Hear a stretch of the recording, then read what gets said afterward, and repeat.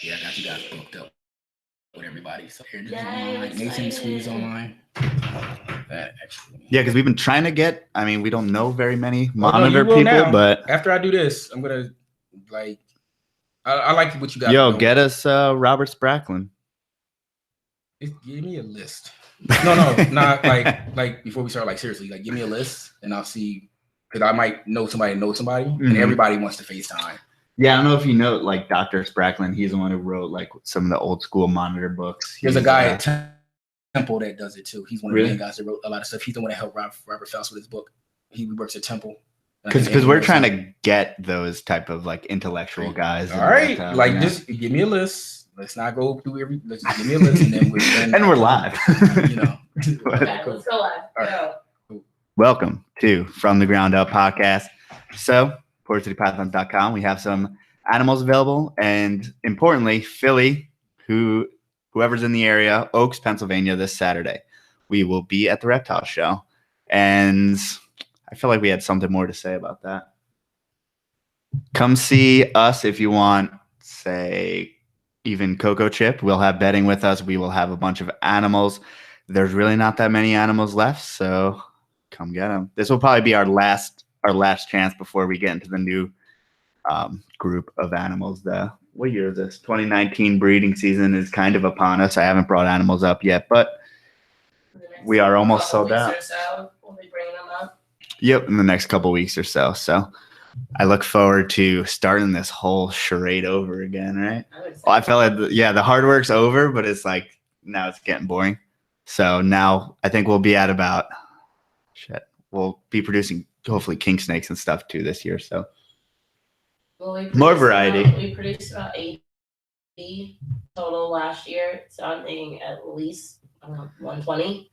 We include all the king snakes and I think our females from last year have gotten a few more meals in them, and I think they're going to lay, each year it seems like, we have 6 1 year, and then you have 8, and then 15. And then, I mean, with that old girl, the girl who's retired now, I mean, we'd have 22 eggs or something. So it's slowly ramping up the amount for each female. We have more females coming up this year.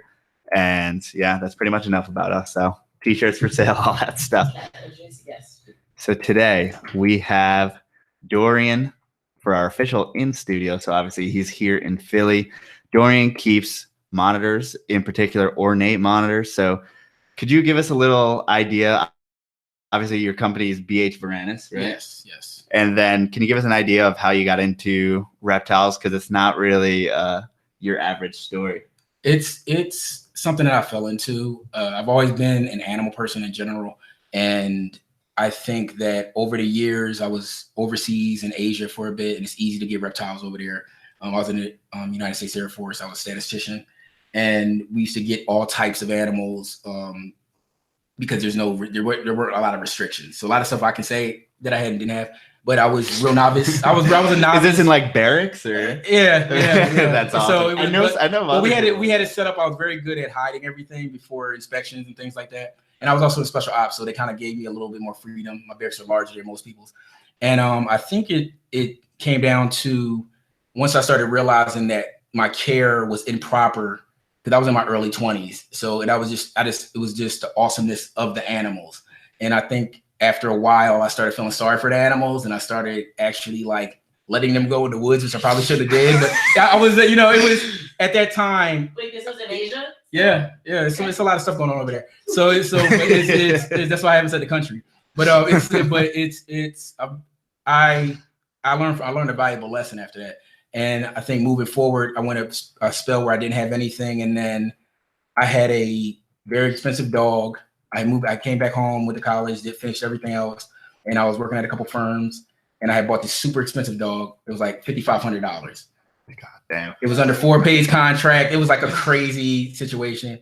And the dog died. So it actually wasn't perfect. It was a whole breeder thing. And I never coped with it. So I got another animal. So at this point, I felt I had the money because I was working in finance, and I said, "Oh, I'm gonna get an Ornate monitor." But I didn't know it wasn't. I thought it was a Nile monitor, and then I figured out later when it started growing a little differently And I had actually purchased a book by Robert Faust called Nile Monitor. And the whole other half of the book, one half of the book is about Nile monitors, one half is about ornate monitors. I realized I had an ornate monitor, and I bought this thing at 3 feet. It was a rehab. I didn't know it was a rehab when I had it. So it actually shot up to like 6 feet in less than like 6 to 8 months. It was like the craziest thing you'll ever, like, I don't even think it happened. So is that the difference between the Nile and the ornate as far as the growth rate? No, the difference is actually that was a special case where that animal was living in, before I got it, it was living in a 55-gallon tank with a tegu with one light. Oh, so when I got it, I was like power feeding it. I really was, I was researching it. You were loving it. Yeah, I was loving it and giving it a lot of space. But then I was like, wait, this isn't going to be like the last time. I got really deep into it. I went to Drexel University's medical library, pulled all the publications that are like $60 a piece. Made sure that I did everything right. Built a huge enclosure. Hired electricians to do the enclosure. It was a 8x4x4, but to me it was like huge. I made a lot. Snake guys are like, that is huge. So it was like, but it was cool and it grew and everything was fine. Like all the mistakes I made with that first animal, and it was a rehab. And it's like, I felt I was saving it, but I really wasn't doing it a service because I really didn't know what I was doing. But when I had that book and I read that book, it empowered me. And I was like, oh, okay, I need to be doing this. And this thing is from West African rainforest. And this isn't a Nile. And to answer your question, they grow at a slower rate than Niles. The Nile, I want to say personally, from keeping both, is that ornates have a slower metabolism. So it's not so much that's what is the trigger for them growing a little slower. And I think that's why in the hobby they don't last as long, because they're not growing as fast as people think that they're Niles, and they're not. There's papers that are out that are conflicting. From what I hear in the academic community, those papers aren't accepted. They have 2 different sexual organs from Niles. That right there constitutes a different species. So there's people, I guess, the powers that be, that are working on redoing the papers. But when you keep both animals and you put them together, one has a bigger skull, one has a stronger bite. One is a Nile monitor is very hard to kill. Like they're very hard to kill. Like you can keep them in some very unspeakable conditions and it'll last. An ornate monitor, you don't have the proper humidity, 24 months tops. Or if it gets past 24 months, it'll die at 6 years. So why 6 years? A lot of it has to do is that they have. I've had a lot of vets. I had a necropsy done on an animal that I just lost to cancer, and I have a lot of theories. And because I'm a finance guy, I'm not a biology guy. So all I have is my publications and the doctors I ask and the biologists I speak to. I'm coming to the conclusion that these are early on. It's an early onset thing. It's almost like a human baby. When you don't give it the proper humidity, complications will occur. The damage is done. And a lack of humidity really it hurts the animals in such a fashion that it messes with circulation, and a lot of those things help contribute to different growths and cysts, which can become cancer. So I think a lot of it has to do with ornates aren't considered an advanced animal. But if people were going to keeping it like a water monitor probably is the closest thing to keeping it alive. So, I mean, I've heard multiple things as far as like some people don't really believe in water bowls per se. They get a lot of their water from food and stuff like that. So, I mean, what part does that play in it? I don't know, man. I don't know much about monitors. No, you're good. But so I may ask you some things that people hate. This is you're fine. So humidity is, even on my YouTube channel, like that is humidity is water piggybacking on an air molecule. That is what hydrates these animals. Any reptile, they're getting a lot of their moisture from the air. Okay. And especially those animals that are in those areas where there's rainforest involved. They're essentially drinking every time they breathe. Yeah. So they're being hydrated every day. Even if our humidity is too low, you start to feel the dryness in your nose. Mm-hmm. Your mouth gets dry. Your different things start to happen for humans. Imagine a reptile in a box that should have between 70 to 85, which is the standard reasonable percentage, which I keep mine at an 80 to 100. But it's but that's me. That's but realistically, have to give people a number that they can reach. Mm-hmm. And I think it's one of those things where the humidity is the key thing. People, they want to give them baths. No, if your humidity was right, you wouldn't have to do that. Right. You shouldn't be giving your monitor a bath. You should have your enclosure tight. You should have your humidity high. between 70 to 85, a little bit higher, can't hurt anything. Keep the water dish clean when it's a high humidity. That way you don't get, bacterial infections and things like that through the air or respiratory infection. And then you'll be okay. But humidity, for some reason, because it's such a hard thing to manage, and you have to have a sealed enclosure. And if you're not good at building enclosure, large monitors aren't the thing for you, So for an idea, I mean, we're here in Philly, so we have a similar climate. Yeah. And when I heat the house, I know that my snake room dropped to about 20% humidity. Yeah. So I'm thinking, and I have a humidifier in the snake room just to keep it to 50, right? So how the hell are you keeping it 80 to 100 right now? Well, the way I do it is I have Mist King misters from Josh's Frogs. So I have like a bunch of motors. I literally just have a stockpile of motors, and I have Mist King misters in each enclosure. So I have those on. I know that with sealed enclosures and the way I build my enclosures, I know that I only need to pump those misters for about 3 minutes, which is even longer than what they suggest on the mister system. So I'll run those for about 3 minutes, 3 times a day. So I'll usually have them on a timer. I have everything on timers and stuff like that. And I usually only have to use that around this time of year, because if they're eating and it's dry, like my humidity where they're at right now in my basement is probably like 27 outside the enclosures. Mm-hmm. And my highest humidity I can get when the weather's like 26 degrees outside is probably about 82%. So what I do is I now take down their feed because I'm not getting what I would usually get for them to really, build the gut bacteria that they need, because sometimes that incremental change in temperature will affect the monitor's digestion, and I don't need any issues. You know what I mean?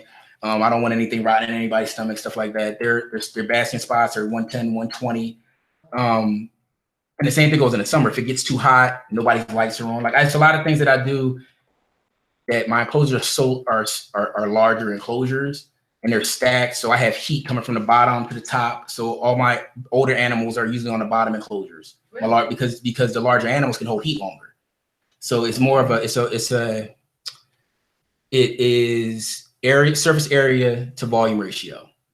So the smaller, and I think Andrew Llewellyn actually hit on this, and hopefully you guys will have him on. It comes down to the smaller the animal, the harder it is for that animal to keep heat in. Okay, so the surface area for that animal, the volume is less than a larger animal. It's like a weird equation that gets all. I'm doing a whole video on it's probably gonna be like 20 minutes. People are hot too. So, but they also hold heat. That's why they hold heat a lot longer. So fat people are old. They hold heat. Fat people monitor, same shit, really. Fat people hold heat, so it makes sense. She explained it. Sorry for all the people offended by our talk today. That's pretty much what it is. So I have my older monitors on the bottom, and because the way I have my fixtures on my enclosures, they're actually getting warm. So I got about a half an inch of space. So they're actually heating the bottom of the top enclosures. But these enclosures are like so they're like 8 foot by 4 foot by 4 foot. So the younger monitors are actually getting heat from the top and the bottom. Okay. So you know what I mean? And with the humidity and everything else, I have a huge water. I use giant cement tubs. So it's a good mixture. And then I think during the week I might spray down the substrate, make sure it doesn't dry out. Because a lot of time the trick with that is the substrate. I think when the substrate is extremely wet, the lights kind of help with the humidity as we evaporate some of the water off it. So I do all these little tricks to keep everything going. Yeah, so it's an ecosystem, and I have bioactivity going. So I know if my insects are running around because my pill bugs need a certain humidity to survive. So I keep everything monitored with that. Dude, you're the only one that I think I've seen, and maybe it's just because I don't know a lot of monitor people, but it looks like you have like grass growing in your enclosure. Yeah, so and do they not like rip that up immediately, or what's going on? It's not for me and it's aesthetically pleasing, and but it's not for me. What I do is whenever I reset an enclosure, I do like a hard clean once a year. So because I'm using wooden enclosures, I have to mess with enclosure a little bit more often than with somebody that has PVC, which is like the godsend material for monitor guys. What I'll do is I'll set the enclosure, and what that grass does when it grows, it helps me test out the quality of the soil for bioactivity as far as the insects are concerned. So what happens is the humidity ends up boosting like 20%. As soon as that grass is like at a certain length, the humidity sets. So I won't introduce an animal into an enclosure unless it's at least 100% humidity, but that's me. Because that's my practice. That's how I set things up. Because if you're not starting ahead of the game, I mean, you figure it's only going to go down. Exactly. So my thing is, I don't mind it dropping down to 85 to 90, but with the grass, and also it's a little bit of enrichment because wherever they're close, they've already grinded up all the grass. So they're going into something new. They get to investigate it a little bit. You know, it takes some of the stress off of it. And I know my animals. So what I'll do is they don't dig it up. They'll actually just like lay the grass down, and the grass eventually breaks down. And that helps boost and feed some of the pill bugs and all the centipede stuff that I have in the substrate. I can imagine that also helps you out as far as just freshening the air. Like the air would probably be stale. Yeah, and the oxygen level in the enclosure is okay too. I kind of just want to. They're living in a box, so I try to make that first entry as as pleasant as possible. That's all I can do. A lot of people, they're gonna destroy it, but it's not about me. It's not about me. I'm just trying. Even though you spent 40 hours doing something, doesn't mean that.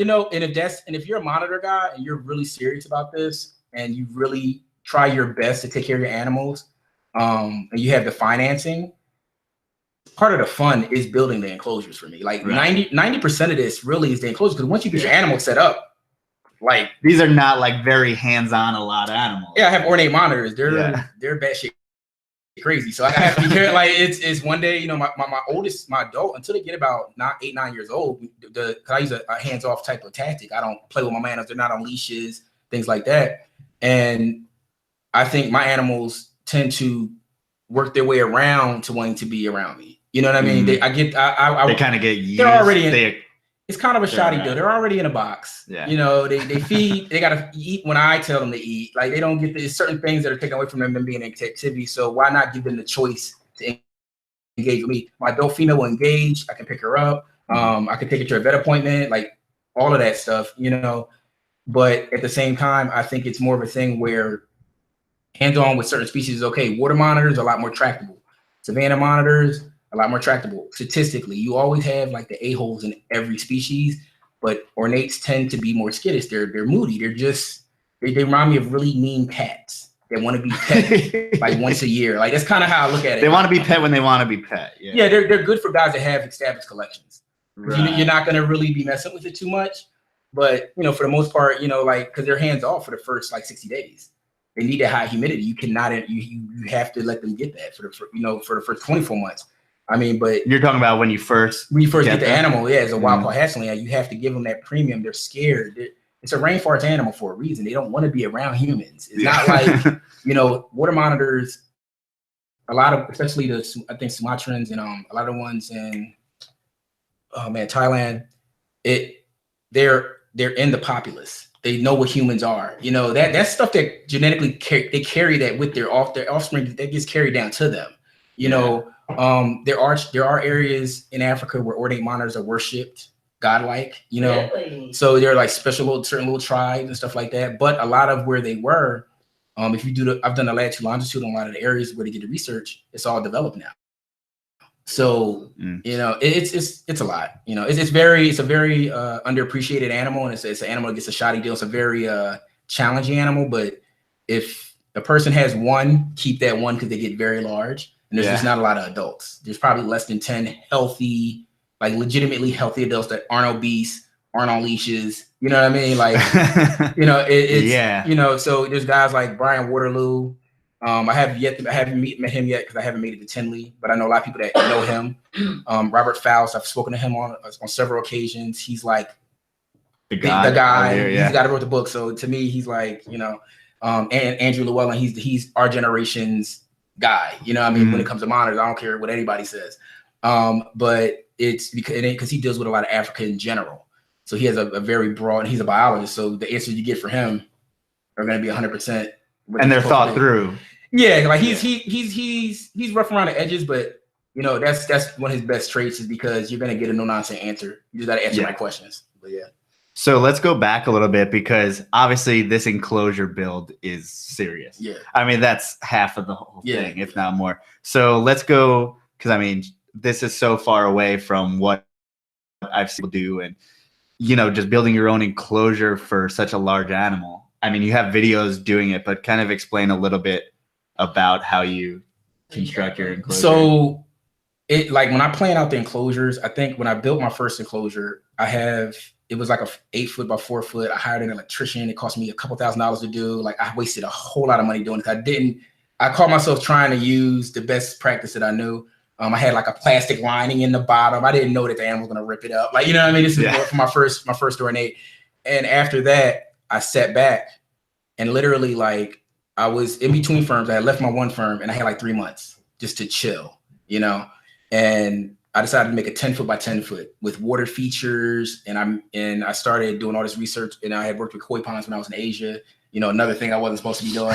So but I made this whole water feature, did a whole filtration thing. I did the whole Fox Rock thing, the trees and all of that. And I learned 2 things. I don't need to spend thousands of dollars to make an enclosure. I think I spent $150 now to do enclosure. And they probably look better than what you know, and that's part of when you're doing any type of large animal, no matter what it is, you learn from that. You know, I think a lot of farmers go through the same thing when they're building enclosures for their animals. After some experience kicks in, you're like, oh, I could have just did this. So what I'll do is I'll map out where I'm going to put it, and then the first thing I think of now is how am I going to take it apart? Because I don't like just ripping stuff apart and then having to take it to the You want to be able to reuse it in some form. Yeah, like I've been reusing probably the same framing wood for the last like 5-6 years, just because of the way that I prep and prime the wood, you know. And these are temporary enclosures too. So when I move to my final house, I'll be building like in-ground enclosures. But one thing that I do is I'll go ahead, I'll look at the size, what kind of animal, when am I going to move the animal? So I have stages. I have my hatchling, anything for a wild caught hatchling is going in a 24 by 24 sealed PVC PM Herbst enclosure. There's nothing better because I need to keep that humidity high. It helps me rule out who's sick and who's not. Then they'll matriculate over into it's a 6 by 4 by 3. Okay, so these enclosures, what I'll do is they're built just like mini houses, just like the ones you see on HGTV. It's the same it's the same process. Like they are seriously like snapped together. You know, physics, like how many pieces of wood do I need? Like I map it out completely. I draw it out, you know, I think I started out using Google SketchUp when I first started, but usually what I'll do is I'll sit there, mark everything out, see how I need to set everything up, prime everything. So what I'll do is I'll build it up, then I take it apart, prime everything with dry lock. I'll do like 6-7 coats. I use the OSB because they're temp cages. So I'm expecting to replace these cages. Because I know I'm expecting to replace them, there's no point in using like an inexpensive plywood. You know what I mean? Mm-hmm. So, and that's a part of it that I like. You know, everybody's different. Some people just like the animals. I like the enclosures. So after I build it up and after I prime it, I go ahead and like a Lego, literally. Like it can actually stand together without being screwed in. So I've streamlined the whole, you know, if in a better economy, I would drop ship these things, you know what I mean? Yeah. Just, you know, but so after I do all that, paint it, seal it. And then what I'll do with the doors, I'll take the doors are a separate part. So all the doors are always saved. And so that's the part that has the least damage. You know what I mean? I don't use any type of windows or anything like that.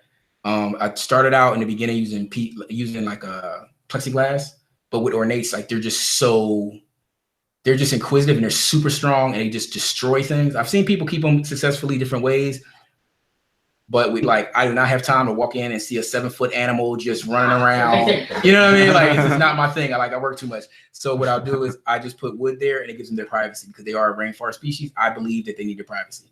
So what happens is I'll slide the whole front end. So everything's like snapped together and then I stack them according to heat. So everything is really helping everything else. Like if a enclosure ever went out, I know there's heat coming from a particular area because all the enclosures are facing one another in a particular angle where the heat's bouncing off of everything. So I have it all like worked out.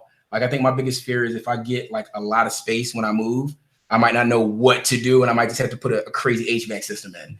You know what I mean? So, but I think with that, I think right now what I'm learning is like reinforcing the foundation because as my animals get bigger and heavier, it starts to weigh down. And no matter how much you paint a piece of wood, especially OSB, it's gonna wear down. It's not used to that level of humidity, and it's exposed. You know, because regular framing wood is protected by the fiberglass, it's protected by the sheetrock. You know what I mean? Things that can deal with moisture as to where it's flat wood. A lot of people. Another thing with doing my channel, I found that I had to start taking down the cost. So that's where I was like, okay, for $150, I can build this enclosure. Yeah. You know what I mean? And because people were asking me, how did you build it? And I'm like, you can just put some pieces of wood together. It's nothing special. This is not the the standard way to do it. I know Nerd has a good setup. The way they almost have like a horse stable type of setup. But it's also not accessible to everyone. Yeah, and that's the thing. So, and they don't show them a lot. So, but my thing is that you do need to do a little. You need to science it up a little bit. It's points where if you're going to deal with a large body monitor, you need to do the research and you need to become a carpenter really fast if you're not with it. Mm-hmm. I do have a little bit of a contracting background because my family owned a business back in the day, but it kind of helped me out. Mm-hmm. But nothing, 16 inches on center, the foundation is solid. But even with that, I still have to put foam just so I can get that extra like support because my animals are so heavy. Right. They might want to crawl to the top and try to rip down a fixture. Like I deal with that a lot, like, because they're in a box. So you can't be upset if it destroys it. You know what I mean? Like it's in a box. And I don't think that hits a lot of people. And you just have to be prepared for when it happens. And with monitors, we have a saying, I know Andrew Llewellyn and a couple other guys, if you don't have $1,000 to the side for medical and for like accidents and for fixtures, if you're dealing with... Is that like them hurting themselves? Anything can happen with when you have more than one full-grown monitor. Like these things are they stress out like anybody else. They do, and I think it's part of the monitor hobby. That's one of the things why there's so much aggression in it toward new people because we really want to tell people what you're getting into.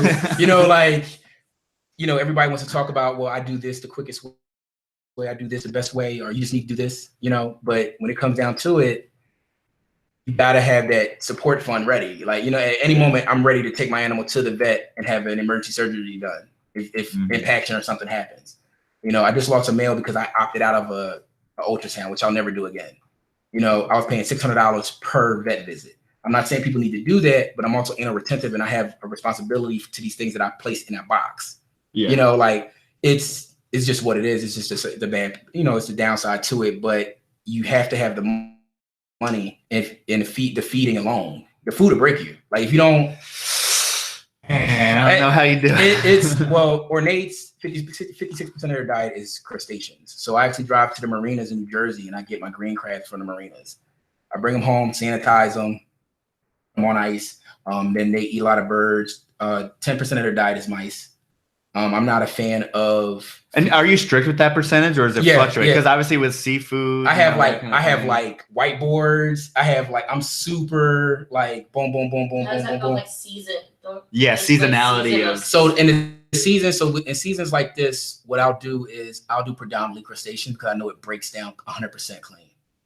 I noticed that because we're in the Northeast, the temperature fluctuations is just so hard, even with heaters. They know that outside is freezing. For some reason, they know the ambient is different. These things don't brumate. They're from the West African rainforest. Right now in the West African rainforest area, it's probably like 98 degrees. It might be like 70 at night. That is not what it is right now. So what happens is that they'll still be hungry, but the digestion takes a little bit longer. So I'm at this point in the game, I'm worried about gut bacteria. You know what I mean? I'm worried about how efficient they can break down their food. I know their base diet being crustaceans, it's 100%. There's no turds, there's no waste from it almost. It's a very watery urate. If I throw a bird in there, I know that in the winter, just maybe depending on the cold snap, the feathers won't break down completely. It'll be more feathers in the water. So I'm looking at their fecal matter to make sure that everybody's doing okay. I'm like, I'm looking at the water, like I got gloves. I'm hands on. I'm like, no, these are my babies. I'm like, look, and to me, that's just my responsibility level. I don't force this on people, but my thing is like, but when you put yourself out into the public eye the way I have, I better know the answer to it. So I'm reading the publications and I'm not scared to read a publication on bearded dragons and agamas and apply it, at a larger scale. But I think it's more of a thing where they don't break down with these cold snaps and they're getting worse every year. It's getting harder for them. They can break it down and I have the heat, but I don't want it under the heat lamps for like extended periods. You know what I mean? My animals are real good about thermoregulating properly and staying under, whatever. But it's harder to manage, like trying to feed them. Like me feeding them mice in the winter just doesn't do well for me. For other species, water monitors are like, to me, in my opinion, are like garbage cans. They eat anything. Them things break things down quickly. It's in and out, But different animals have different gut bacteria loads. Different animals can adapt to things a little bit differently. I don't know. They're also area. So there's some people that could argue, you know what I mean? But that's all I have is ornates. And I have several of different sizes, adult to juvenile to subadult. So I'm just watching the same behavior pattern. My juveniles can eat a mouse, can eat a bird in the winter. Really? Why? Because the surface area, the volume is different. You understand what I'm saying? The heat, he can receive that heat from that thermal regulation. Just as fast as he can get it, he can lose it. Though. So with my bigger animals, it takes longer for them to warm. It's taking longer for them to warm up. It's just it's a little bit of biology, a little bit of science, a little bit of physics. You know what I mean? But it makes sense. And if people in the monitor realm really would have just applied that instead of arguing amongst themselves, a lot of the newer people, some of it's just factual information. It's not opinions. Right. You get what I'm saying? And I think that everyone can say, well, in my opinion, but that means that you're saying that it's a cop-out. You're saying that because what you're saying isn't based in fact. And if you sell it from that version, because even when Andrew Llewellyn explained it on a couple podcasts he's done for, on Owens or whatever, he was on I think it's Moralia Python, and he was saying the same exact thing. Like, he just said it in a nicer way. Me, I'm just rough around the edges, and I'll get on there and be like, oh, shit's gonna die, but people get offended by that. So there's a little, soft skills are important, but they're not really there in the monitor community because we may have lost an animal to a mistake years and years ago, and it's a flashback, and we're like, oh, and so. And you kind of have that. I mean, you have that responsibility to make sure that people aren't getting in it for the wrong reasons or doing the wrong thing because, I mean, these are big animals. They are animals that, have consequences, stuff like that. So you don't want anyone messing up your hobby because, you want everyone to be responsible because you don't want them to mess up. And you don't want, and the monitor section of it is just like, I think for what I'm told, it was when I first got into it, it was really with the forum before Facebook really made a hard hit with the reptile community. Like, the forums were just hard, and it's guys like, I know that their screen name and they're friends with me now. And I know that they were that screen name years ago. And they don't know what my screen name was, but I'm like, okay, they're good, but it's just people don't understand what they type is perceived differently than what they, And so a lot of times the forums, I would get like kicked out of forums. And, my wife's like, yeah, I'm going to shut down your capabilities, because, at my temper, she's like, yo, you not get this serious. It's just a hobby. But I think even with Facebook, you see kind of things are coming to roost because all the veteran guys have left. A lot of them are older and a lot of them have different priorities, but they still have their collections and they're private. And I think that the monitor, I call it the monitor mafia, not in a bad way. I think it was these guys were really close. It was really close knit. Everybody knew everybody. Everybody knew everything. Knew about everyone, and now this thing blew up open. So it was like, I think that it was a very socially introverted community. They weren't ready for all this people. So if you get somebody that's not, if you get any type of element that's that enclosed and you try to expose it to the world, it doesn't go well. And Facebook is like a blowtorch. Like Instagram, you won't get the negativity. It's a smaller group. You get what I'm saying? Facebook is just like the Wild West. But what I saw is that even and over time, you don't know how tired that veteran guy is of saying the same thing over and over again. So one of the reasons I made my YouTube is because the guys before the Robert Fowl spoke to me, and there's not many monitor guys putting information out there to the public. And it's almost like everybody doesn't need to own a retic because it gets super big. You know what I mean? But there's people that are responsible enough to own them, and I think it's the same thing holds true for monitors. These things in the wrong hands, really big. So I think we see that in retics, but the thing in retics is there's mutations and there is a market where they're trying to get people into their little pyramid scheme. So I won't say it. I'll let you say it because I'm not a snake guy. Yeah. So it's like, so I think it may be different, but do you see that happening a little bit with water monitors now that black dragons are coming into it and stuff like that? I think that there's like a civil war going on with the water monitors. It's crazy, but it's one of those communities, monitors in general, where guys like Kevin McClurry, like he's one of the founding fathers as far as making this a marketable business. Mm-hmm. Guys, people have to like him. I don't know the guy personally. If I ever do, don't care. But it's just like I recognize what he's done. Just like Brian Barczyk, you have to give credit. Like, I'm from South Philly. You gotta respect. You may not like the drug dealer on the block, but he's employing everybody. So everybody's eating, and he may be keeping you safe. Yeah, so it's like Saddam. Somebody, when they go and clap the drug dealer, it's like stick-up kids are on the rise and people are getting their heads cut off. Like that's true stuff that happened in South Philly. But I look at it not to compare them to drug dealers, but some people aren't happy with their service from certain people, but they're big businesses, and some people are gonna fall through the cracks. Right. I don't make excuses for anyone, but at the same time, things happen. But I think that like with the water monitor things, I think that Nerd gave this image that water monitors were like these puppy dog tame animals, and Prehistoric Pets also did the same thing with their sulfurs, years ago with their sulfur project. So the guys that are in the hobby, we know, okay, that's nice. That'd be nice in the collection. I could set it up in this many feet by this many feet. We're already thinking that. Mm-hmm. A newer person it's an impulse buy. So it's, I'm gonna get this because it's awesome. It's also valuable and you can reproduce it. But they don't know how much is going into it, So a lot of these guys were rooted in snakes. So they already have the incubator set up. They already have everything. They played with the numbers. If you're starting out like me, straight monitors, I'm picking a monitor that hasn't been bred in the United States in 20 years. There's a lot of veteran guys that don't give any shit, but they're like, if you want to deal with them, go ahead. Yeah. Like, So it's like, yeah, I want to deal with them. Like, but that's part of the challenge that I like. I've been close twice, and it's just, but close is not breeding, And it's just a thing where, but at the same time, I look at the climate of the hobby, and I'm like, damn, do I want to breed?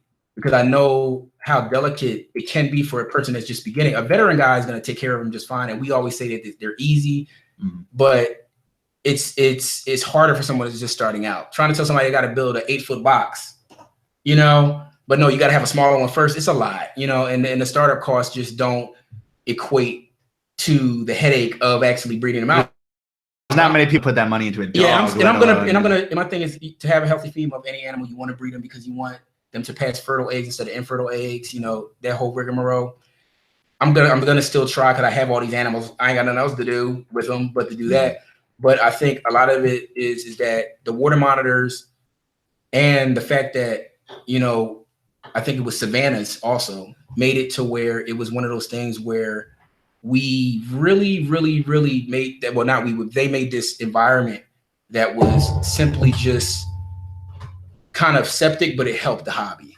You get what I'm saying? It brought camaraderie in and toned down some of the aggression, but at the same time, it's like a double-edged sword. You know what I mean? Mm-hmm. So it comes down to, I know nerds sometimes, and like I know people that bought things from nerds, and they'll contact me, and I don't even know these people. They're like, yeah, well, it's not tame. I'm like, it's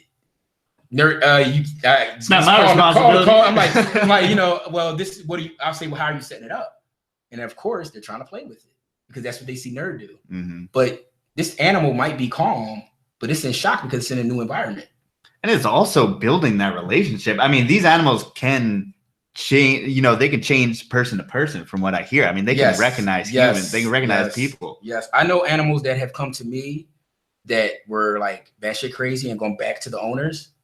I've had ornates that I've gotten from some guys that are breeders that they brought them in or whatever, and they'll be like, yeah, it ate at my house. It won't eat at my house, but it'll eat at his house, like literally night and day. But that's more of an advanced issue you would have because we're dealing with such a volume of animals. I've had over 21 ornates, and the thing is that the ones that I keep and don't resell or, give back to the breeders or whatever, like, are the best of the best. They have the these are the ones with the best, pigment. They're the best feeders. I'm more worried about an animal feeding well, digesting well. Like that's my first thing, because as a breeder, I'm coming from dogs, and stuff like that. I want a healthy animal. I want a healthy bloodline. So I have to look at it like that. And that's probably why I'm so retentive with a lot of this stuff. Cause I'm like, no, I need you to be tractable and healthy. I just don't want it to happen, And that's pretty much what it is. But I think the monitors in general, it's a lot of mystery to it because a lot of the veteran guys are just tired, and there's not going to be sympathy for you if the person doesn't know you. Mm-hmm. So when the person says, "What I got this water monitor," and then do a picture of it in a fish tank, and then this guy that's been doing it for 20 years is like, "Oh, you're an asshole. You're fucking stupid. It's gonna die." Rah, rah. Then the bandwagon starts. Yeah. And then most of the time when that starts, is these are guys that really aren't the governing people. because even like Kevin McClure, he's a lot nicer to the people on his Urban Dinosaur thing. You know what I mean? Mm-hmm. Even the Prehistoric Pest guys, they're a lot nicer. You know, a lot of their guys aren't really that bad. It's just that you have the guys in the middle there that might have had an animal for 2 years or 3 years. It got bigger, it's overfed and obese, but can't tell them that. But they're experts, so they beat up on the new guy. So the new guy ends up, a lot of times that's how I get a lot of my followers and a lot of people contacting, because they're like, you know, nobody wants to tell me anything. Mm-hmm. And that's why a lot of my videos started going more toward reptile education for monitors, as opposed to just being ornates. Because how many people have ornates? Like 2. You know, how many survive? Like 1 a year, you know what I mean? So when I started doing those videos and expanding, you know, like it made in a very, as close as I could get to saying it in English, you know, because I'm not a bio guy. So I'm not going to totally black out on terms. So I just try to keep it as basic as possible. So when I do the mind closures, it's more of a, if you could at least strive to this, and this is, I want 12 foot by 12 foot for my animals. You know, I want crazy space. But if you could at least go and try to do this, because I was against bioactivity for a while. Really? Yeah, I had a buddy, Gerald Rico, who's like one of my like biggest like assets in this hobby, next to Andrew Llewellyn and Owen McIntyre.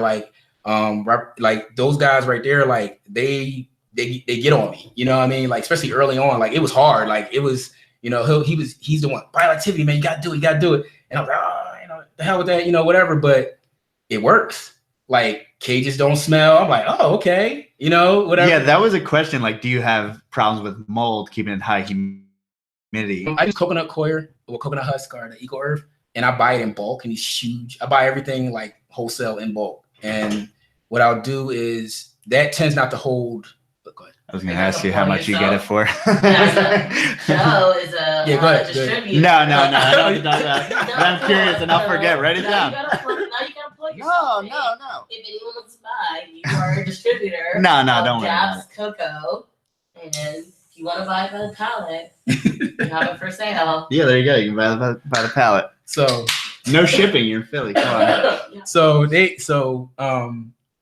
And one of the things I did was when I got my coconut coir, I went to a hydroponics distributor, and I really got it. Well, we sell it to half weed growers and half reptiles. Yeah. So you get what I'm saying. Those guys are the masters of humidity. So a lot of what I've learned about humidity came from hydroponics, and I've never grown like any type of weed or anything. But it's the thing where those guys were like a wealth of knowledge. So I'm really good at like cross-referencing and adding this to this and taking what I need from different things. So with the coconut coir, it doesn't really mold. Everything molds eventually. If there's a piece of raw fecal matter, just bare and the lights are out, it's gonna mold. If it sits there, it's gonna mold. Just, you know, it's a different type of, you know, whatever. But I get a lot of success with the coconut coir. All the grass is grown in coconut coir. And that's what a lot of people don't understand. That's not soil. You know, and then I'm in the city. Where am I? No, I'm not. Because I know some monitor guys dig up dirt from the backyard. God bless them. God bless them. I don't have that luxury. That's city dirt. I don't know what that is. You know, I don't know what. I'm not, you know, and I try to do the soil, but when you do a lot of soils, a lot of times it'll have like fertilizers in it. And it's hard to get organic soil from Home Depot and Lowe's and the Ace Hardwares.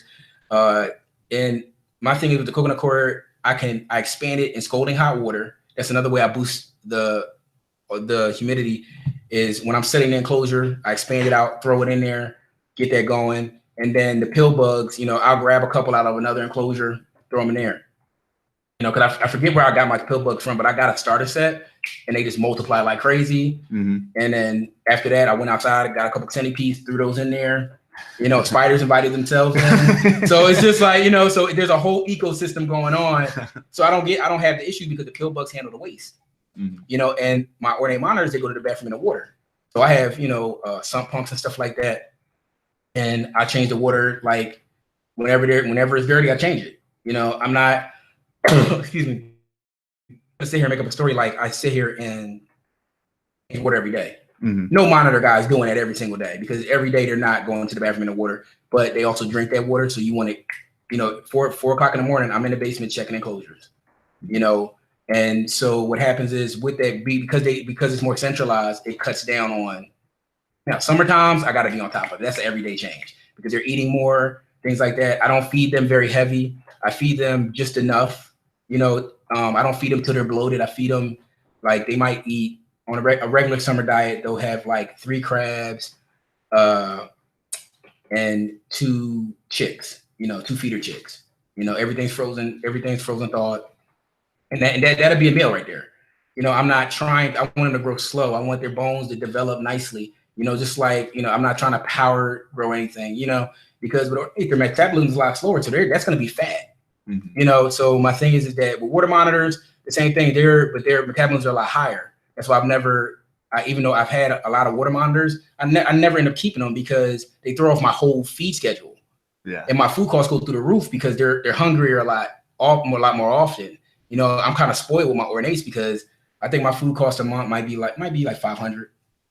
And in the winter it's about $350 roughly. Which is still crazy. So say how many animals you have. So right now on site I have 6. So keep in mind we have well over 100 animals, and ours is a little bit less. You guys got a lot going on. So but I take up way less space than your 6. And our rodent bill is smaller than yours. Well, you got also, let me say this as a disclaimer, like I said, I'm anal retentive, so I'm going, and Gerald Rigo, like me and him are like, and Andrew Llewellyn, we are feeder psychos. We will go out and get conch, we'll get like snails. We'll if we can find it, we'll buy. We like.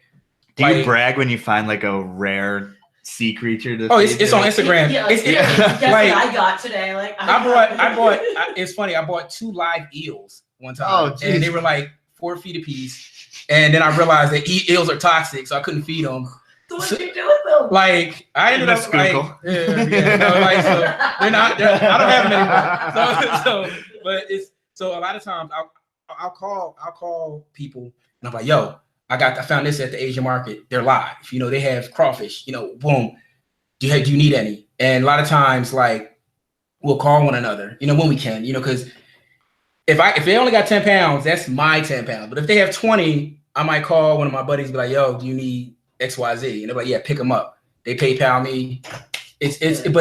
But now I understood probably what the closeness was to that monitor community back in the day, back in the 90s and 80s and everything. So because it's really like, I know what you're going through because you're feeding what you're feeding. Like I go to a fish distributor down Packer Avenue. You guys know where that is, down near the stadiums.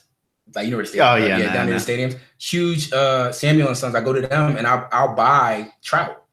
It comes out of Ohio, and so I'll buy trout year round. I'll buy huge boxes of trout, and it costs me a fortune. Like I'll spend $900. Like you always smell like fish, probably. No, you know what? No, I'm gonna tell you, like when I get feeders, I clean everything, glove up, clean it, and I package everything in little portions. And the way I put everything, my meal prep is crazy. Nobody, I don't like when it comes down to my meal prep. Like I play no games with that. Like everything is like flattened out and just breaks off cleanly. And you've seen my stuff. Like everything, I have like the quail eggs and the chick, and I'll have my Missouri gel and all of that for vitamins, and they'll get their stuff. So you do have to. There's like vitamins. I'll do my female, my adult female. I'll supplement her because after a lay season, it's kind of hard on them. So I'll give her a vitamin supplementation. And Missouri, I got turned on to that by Andrew. And he was like, yeah, I use Missouri. So I started off with the croc bites.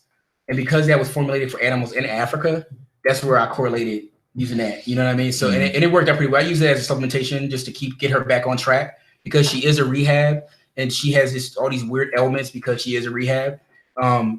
She lays there really hard on her body. My younger animals, they don't care.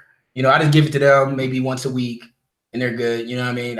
Because they're jello molds. So I'll actually do the molds, you know what I mean? And my wife's just looking at me like whatever. But I'll do the molds, put them in there, and they eat all their food. They're good. And at the same time, I feed them such a variety that I don't have feeding issues. They'll get their mouse every once in a blue moon, but for the most part, I don't try to excessively feed them mice. Usually, before a hard winter, I'll like kind of feed them a little heavier so they can retain the fat in the base of their tail, so they don't get too skinny. Just in case they go off a feed like this cold snap now. Like I can go and feed an adult Ornate once a week because I know her digestion. She might want the food, but that doesn't mean I need to feed her because I know it's not going to it might not digest in the time it needs to. So when I know it's going to be 40 during the day, I know that I'll bump my heat in my house, and then it'd just be like hell in there, you know. And then I know everybody's digesting on time. You know? I think that's one of the hardest things for a lot of keepers to understand, that just because your animal wants food doesn't mean you need to feed it right then. And that's the thing. I think that's the thing with the reptile thing. It's part of the appeal of the reptile hobby is the feeding part. It's the awesomeness. It's like some weird thing we have in our brain that no one else has. It's like, oh man, did you see it? Because, you know, I got scolded real heavy by like a lot of the veterans in the monitor thing about live feeding videos, feeding live. I was doing that. Because I didn't know the rules. So with the monitor guys, and a lot of people are gonna, you know, may argue against it. There's a lot of rules, and if you follow the rules, it's like gremlins. There really are. You know, it's a lot of rules, and there's a lot of things that are unsaid. And because if you say the wrong thing in public, people take it the wrong way. So I've had my hands smacked on so many things. So it's just one of those things where it's best practice, and that's the best thing that we have to go with it. And I think that it's a hard hobby, a part of the hobby to be into. And I think that the roughness needs to remain because it kind of weeds people out. Like I have people that I've had my troll. I love all my trolls. Shout out to all my trolls. You know, like I get some of the stuff I used to see in my inbox, just crazy, you know. But at the same time, they always die off because once they realize the information I'm putting out is basic info. I'm not saying this is how I do it. Screw this guy. Screw that guy. You know, I'm not playing that type of game because I'm worried about the animal's welfare. Mm-hmm. I'm always going to say build your enclosure. I'm always going to say high humidity. I'm always going to say don't touch your animal for 60 days. There's exceptions to every rule. Everybody's always going to be that one guy. Well, I've played with mine every day. I'm like, well, your animal might have Down syndrome. You know what I mean? I don't know. It might be a little slow because I know a healthy Ornate is going to come for that ass. You know what I mean? So it's just they're just not hot enough. I'm sure. Yeah. But I've seen a lot of really chill savannas. But I'm gonna say this in the defense of newcomers to the monitor hobbies, whether you're dealing with Ackies, Waters, Varanus, you know, anything, you know, Varanus a lot of people don't get those, but Niles. Everybody started somewhere. A lot of us started with fish tanks, whether it was in the 80s or the 90s, you know, our fishbowl, you know. Everybody understands where you're coming from, and I think the problem with the hobby, especially, is that people forget. Luckily, we didn't have Facebook when we did that shit. I had a heat rock, you know. So I had like a couple of them. It's broke. I'm gonna get another one. Like, you know what I mean? It was just, that's the way it was. You know, humidity. What's that? I don't care. You know. No, I was in the military. Had stuff in my wall locker. Like, you know, it was like Ace Ventura when you open it up. You know, it was just like that's where the BH the BH Varanus, the BH actually stands for Black Hannah, because that's what people were calling me when I was in the service. Like Jack Hannah, they would call me Black Hannah because obviously my ebony splendor. It's like, you know, that's where I got the BH stands for that, because it just, those guys gave me that name, and it was like, but then when I started watching Jungle Jack Hannah in his younger days, you know, and I was like, oh man, he's talking about responsibility.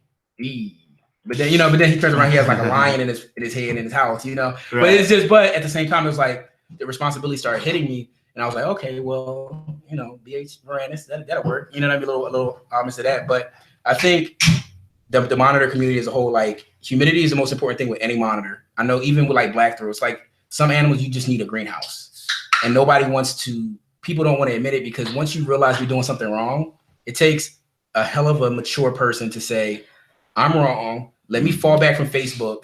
Let me take all my crappy pictures down. Let me work some extra hours or get a part-time job, build my stuff.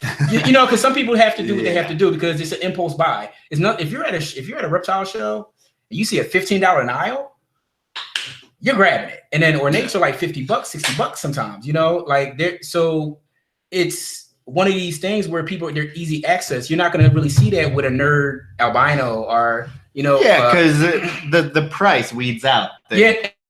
And that's one of the things too. So it's the inflated price weeds out the bad people, but you still have guys that. And you still want some people to get their start, because you don't want no one to get them. You want some. But we want, but you want the people. We want those starts to be with. I hate to say, we want those starts to be with like bearded dragon.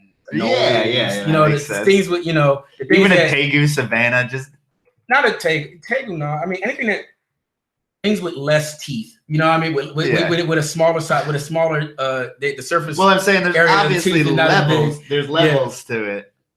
But because don't go straight to Ornate. Because Ornates, I like that. I like it when the things are changing now, and my YouTube has helped out a lot. I feel with that species, because I get a lot of people, you know, oh, I follow your YouTube. And I'm like, okay. And I had one guy recently, like he did such a good enclosure. I was like, oh, okay. Like it's almost like, like you like, never expect someone to follow your advice. Yeah. And then when you do it, you're like, I only have like 2,000 followers, dude. I'm nowhere near like nerd level, but it's just like, but at the same time, it's kind of like, damn, like, okay, so it's working and the hobby is maturing.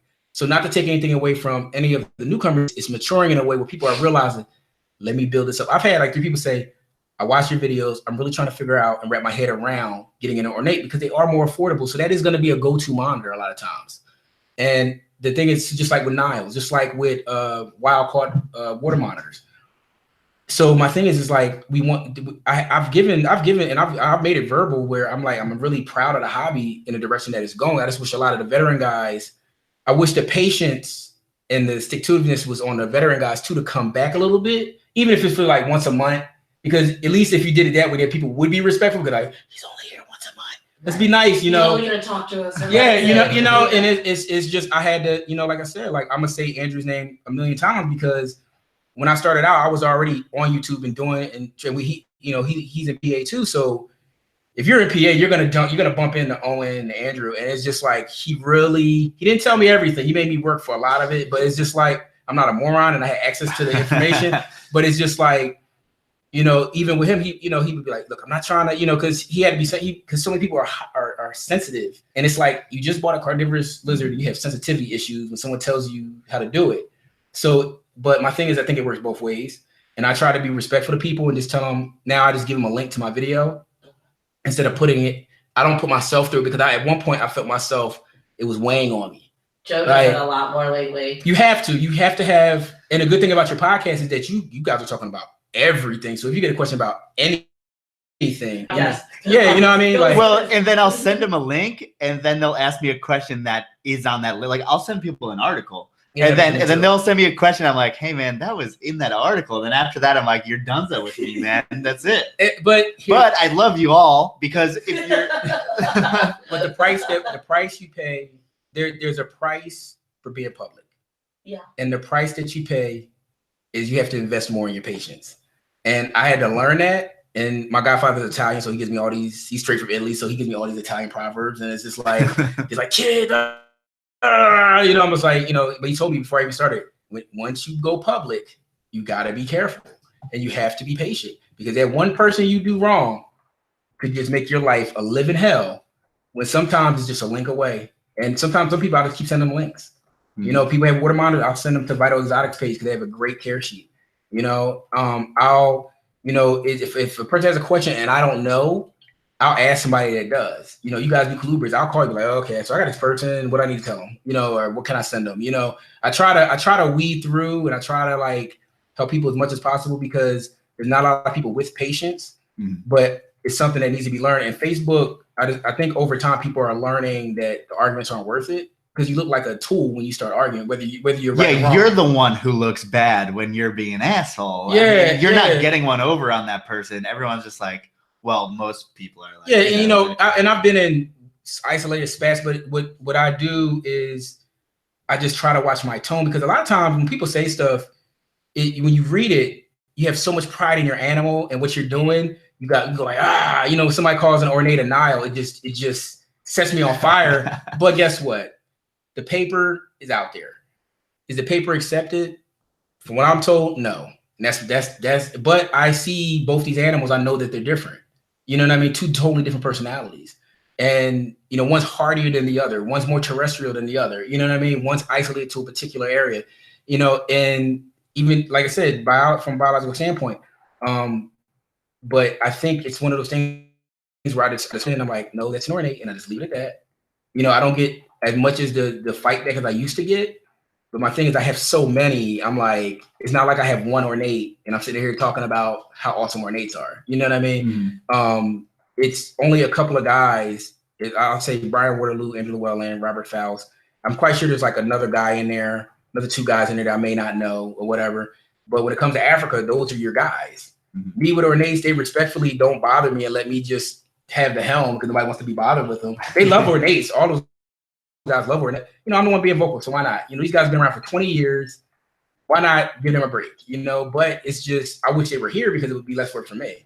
You know, I wish for the day that, you know, Brian Waterloo pops up on a Facebook feed, you know, Robert Fouts is out there, you know, but, you know, these guys have been in the game for so long, you know what I mean? It's like, I can't ask them to be additionally patient, you know, because when people are being so aggressive. And I see that the monitor thing is just, these are animals that get really big, a lot of them. And it's in the wrong hands, it's like a loaded gun. All we need is somebody's animal get out and something happen. You know what I mean? Because accidents happen. And I think that's where a lot of it comes in at, you know. But you know, yeah, it's pretty much it's a perfect imperfection. You know what I mean? Yeah. And that's I don't like the negativity. I don't like the lack of information that's out, but I know why it's there. And it took years for me to realize, like, oh, okay, damn, I can't say this public because this is gonna go be taken this way. Yeah. You know, like I put a meme up. It has Rock and it has The Rock and Vin Diesel face to face, and it says water monitor guy versus Ornate monitor guy. Yeah, it lasted for a couple hours on monitors and Tegus forum before like someone got offended. Take it down. You know what I mean? So it's just, but you know, every once in a while, you know, I'll start a little riff. But at the same time, I think water monitors, there's more information out there, and I think a lot more people keep them. I think a lot of them are overfed, stuff like that, whatever. But like I said, they're a more tractable animal. If you want something that's gonna be a pet, that's what we kind of gear people toward. With savannas, they're predominantly insectivores. Yeah, I've seen savannas like owned by some people that don't look like your regular savanna. Well, feeding rats, I'm sure, is very different than feeding insects. It has a lot to do with the fat content in the rodents.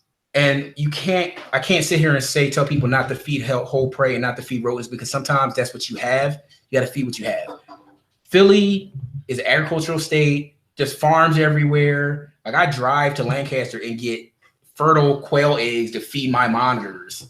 Yeah, okay, whatever. No one's gonna spend $200 for that except for me. You know what I mean? But you feed yourself as well as you feed your. Oh yeah, me and my wife are like, it's like Food Network in there. Like, so it's just like we have every KitchenAid.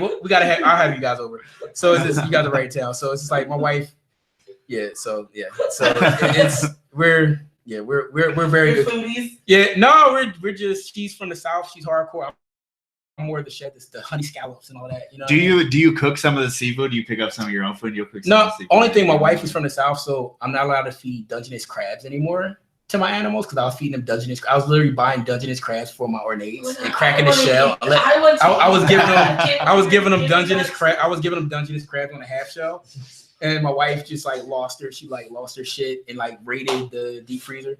It was like, we're not doing this. We're not doing this. So the green crabs are small and they're bait crabs, so I can get it. Crawfish, she doesn't eat crawfish. Lobster, I can't do lobster anymore. It's a couple things like, you know, but like I said, like I have a different financial situation than most people. And I also want to state this is like, if you have an Asian market, be careful with the food, read the backs of it, try to get as fresh as you can. Okay. So Philly has a lot of Asian markets, has a lot of farms. There's a lot of marinas right there. You know, we have a fish season, a solid, you know what I mean? We have rodent breeders, you know, that supply chicks. I've hatched my own quail eggs, you know, stuff like that. So it's, you know what I mean? Like I have this, you know. Someone in Montana may have some issues. You got to do mice. And so that's why I've never made a video or outwardly said like what I really feel about the rodents, because it's not going to help the hobby. And the last thing I need is to be the root of someone's conversation on Facebook. And then someone saying, Dorian, JP, you need to holler at them. Like, you know what I mean? Like that's, you know, it's I don't need the Voltron where somebody, you know what I mean? So like, it's almost, so what I tell people is that when it comes to monitors, try your best to figure out what best practice is and figure out what is the most rational thing for you to do in your area that's available. Sometimes, you know, they've streamlined the feeder process where they come in baggies like dog food now, you know, and I think it's called Lane Labs is one. You know, you have your Rodent Pros. I'm not affiliated with any of them. I don't actually buy food from any of them. I've done Lane Labs once, but I like to see my food when I grab it. So I'll go to Expo and grab a big, you know, thing of like chicks. I want to see the food that I'm grabbing. But I'm also a guy trying to breed something that hasn't bred in damn near 20 years. You know what I mean? So I'm just trying to make sure that I got all my I's and cross all my T's. And I'm quite sure other people have gone through the same thing. And it's a blessing that I'm respected and not bred, because if you're not a breeder, it's like, who the hell are you? But at the same time, it's like, yeah, but I ain't no damn fool either. And it's like, I'm putting in the time. And I've been so close, but close is not breeding. You know what I mean? You don't get a cigar for being close. You get a cigar for doing it twice. You know what I mean? Robert Faust has already done it. Yeah, once is a mistake. Well, no. Well, the thing is that Robert Faust, and he was so, he has the power. The dude is on top of his game. Like, if he really wanted to do it consecutively, he could. Like, I really do, and I wish he would. Then it would take the heat off of me, and I could just like make my videos. But it's just like, because you still got to put up. What are you gonna do with 22 to 45 babies? Wait a second, that's how big their clutches are? Yeah, my adult animal, her clutch, she has about 22 eggs a year. The most she ever had was 41. You know, those are infertiles. Man. So it's not the female cycling, it's the male fertilizing the eggs. What? Typically when it comes to breeding. So you've been unsuccessful because you haven't had a male fertilize the eggs, but she will pass eggs. She like I said, she's a rehab. So her infertils are getting cleaner and cleaner. I just got yelled at by my wife this year, kind of sort of, because I didn't incubate 2 eggs that looked really good. Because I could have got Parthos, parthenogenesis eggs, because they do that. A lot of monitors do. To me, that doesn't count. Oh, so your males weren't big enough though? No, my male wasn't. He passed away 2 months ago of cancer. That was a male that I lost. He was a bulldog. He was like the only, he would like really, but he never got the job done for whatever reason. I missed it. I missed the window, and I should have took a day off from work when I didn't. And it was like, this Hannah, and she wasn't feeling it, and it's just like, but he tried. He was a trooper, and that hurt me a lot. And I lost a pair, and they were misdiagnosed by the vet. We used Panacure when we should have used Baytril, and they ended up both had heartworms, and they both came in as subadults. So they were already ready to go. They were already bonded, the whole nine, like they were going at it. I had videos, like I was getting to hobby. You're like, here it goes. I'm like, you about to do it. And it's just like, like I'm so close. And my thing is, if somebody got lucky, God bless them, do it twice. Yeah. Only person that doesn't have to do it twice is Robert Faust. You know what I mean? Because to me, like it's certain people that just, it's like they don't need to explain themselves, because he's such a nice guy. He's so open to everybody. But talking to him and knowing the knowledge he has, you know what I mean, how he applies things, like it's just, it was like, okay, yeah, I need to do it twice. I need to do it twice. You know what I mean? I'm not Robert Faust. I'm not Brian Wardle. I'm not Angela, but I need to do it twice. And then I'll probably never do it again. Unless my animals have to, because I'd rather my females pass, fertile eggs as opposed to sticky infertile eggs. And it's tough, but like I said, this is the road I chose. And I think a lot of people try to breed, and I think some people just get really good females that are very durable to the captive environment. I think ornates are very sensitive to it, but I'm quite sure somebody will get lucky, throw them in their snake incubator, you know what I mean, and say, oh, I've bred them already. You do it twice, you got me sold. But that's at this point, that's my goal 2-3 times. That way I can write me a little paper, have it rejected again. Because I wrote one publication on that was reaffirming them having a crustacean-based diet. And that got rejected because I'm not a biologist, and apparently it was a crappy paper, but I tried my best. It was an observation, because it's different, because I write financial stuff. So I can write a financial publication. It's different writing a bio, I mean, for Celsius and all that, but it was like, bio. You even went to the metric system? Yeah, I did the whole thing. And it was like, all my bio buddies were just being like soft about it. Like, yeah, I think it just wasn't given because of this. And I was like, is it crappy? Like, yeah, you're not a biologist. You know what I mean? So it's just like, but I tried, I'm going to revise it and rework it and all that. And I got a biologist that's willing to work with me on it. But at the same time, it's like the videos get to people a lot better. Yeah. You know what I mean? And that paper that I'm doing is just reaffirming something that I was already a YouTube video is a lot more digestible to the average person. New media. And it's and I wish people knew how powerful that is for our community and people getting into, these kinds of animals. I think like a lot of your videos, I saw a lot of your videos, and I like the direction that it's going. And yours are like way flashier, and they're like Magic School Bus, and they're all nice. Mine are like all dark, and like, they have that evil urban air, and and I pop out with a 12-letter word, and they're like, what? You know what I mean? So it's just, it's what it is. But I think there's a place for both, because it's like, if you want to stop it from dying, this is what it is. I don't, straight no chaser. But at the same time, I wish I could do videos like you guys. There's another guy that does skinks. I forget his name. I'll get, if you hear his name too. He does great videos, and he's like a zoologist. I called him up like, dude, don't you ever stop, like, because he's talking about a lot of things I talk about. He does it better. I'm like, keep your pace, because I'm just trying to put things together over here, So, because my thing, a lot of stuff that I do, I know that it's not reasonable from a financial standpoint for people to try to do. You get what I'm saying? Yeah. And like I said, I budget. Literally, I budget. Like, I have a whole write-off that I do with my food. Like, I have money that goes to a certain account, and it looks a certain way at a certain time of year. That's just what it is. Like, even when it comes to buying monitors, certain guys know if Dorian is not gonna go past a certain point. Like, I'm like super, super frugal with that. You know what I mean? I'm just like, no, I don't know where it came from. I'm good. You know what I mean? But you give me an Ornate and it's healthy, I might spend $1,500 on it, because that's what I like. That's what I deal with. Mm-hmm. And the Ornates tend to roll with my schedule a lot better too, because they don't require the attention that a water monitor needs. You know what I mean? Yeah. And that's just pretty much that's just me making sure I had an animal that curtailed to my lifestyle. And I think that's one of the issues with the reptile industry. Yeah. People aren't picking animals that are conducive to how they live. Like, some people just need to have geckos. Like, no, seriously. That's all they can handle. Seriously, okay. like, seriously. It's like the kid that buys a Ritter slider and then he goes away to college and his family's like, yo, it won't die. Like, you know what I mean? Snakes are more the apartment pet. That's why the snake industry is like this huge, and the monitor industry is, there's certain things that are more conducive to a person's lifestyle. And I think that Ornate monitors and black throat, and I'll even throw salves in there. Like, you gotta know what you're getting yourself into, and you have to be ready to build that enclosure or find somebody that does. If you don't know how to do it, hire a cabinet maker. You know what I mean? You're gonna have to get your hands dirty. I think when I started, I bought like $1,500 worth of tools.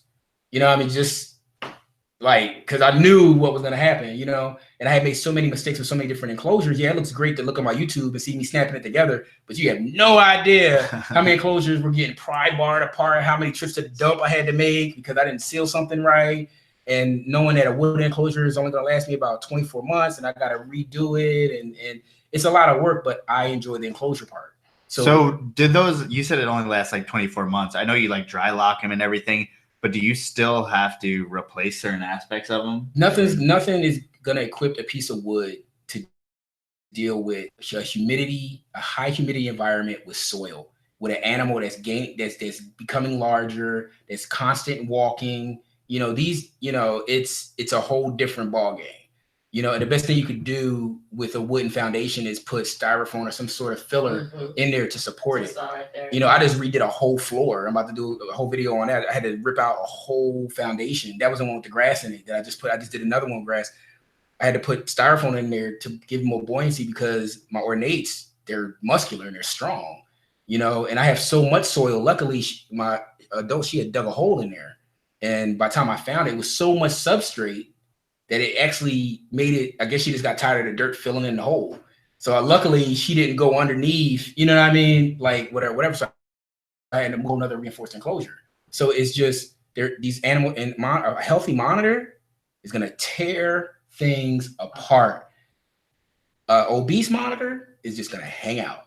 And that's what you see most of the time. And there's this weird area where I've been criticized, animals that I didn't even think were obese, that I gave him to one of the vendors. They're like, oh, it was a little overweight. And I'm like, man, it wasn't obese. You know what I mean? Like, it's still a fine line of how to know. They should be muscular, have that lateral line. You would think that they must be really sensitive, because if you're feeding crustacean, I mean, that doesn't have much fat on it.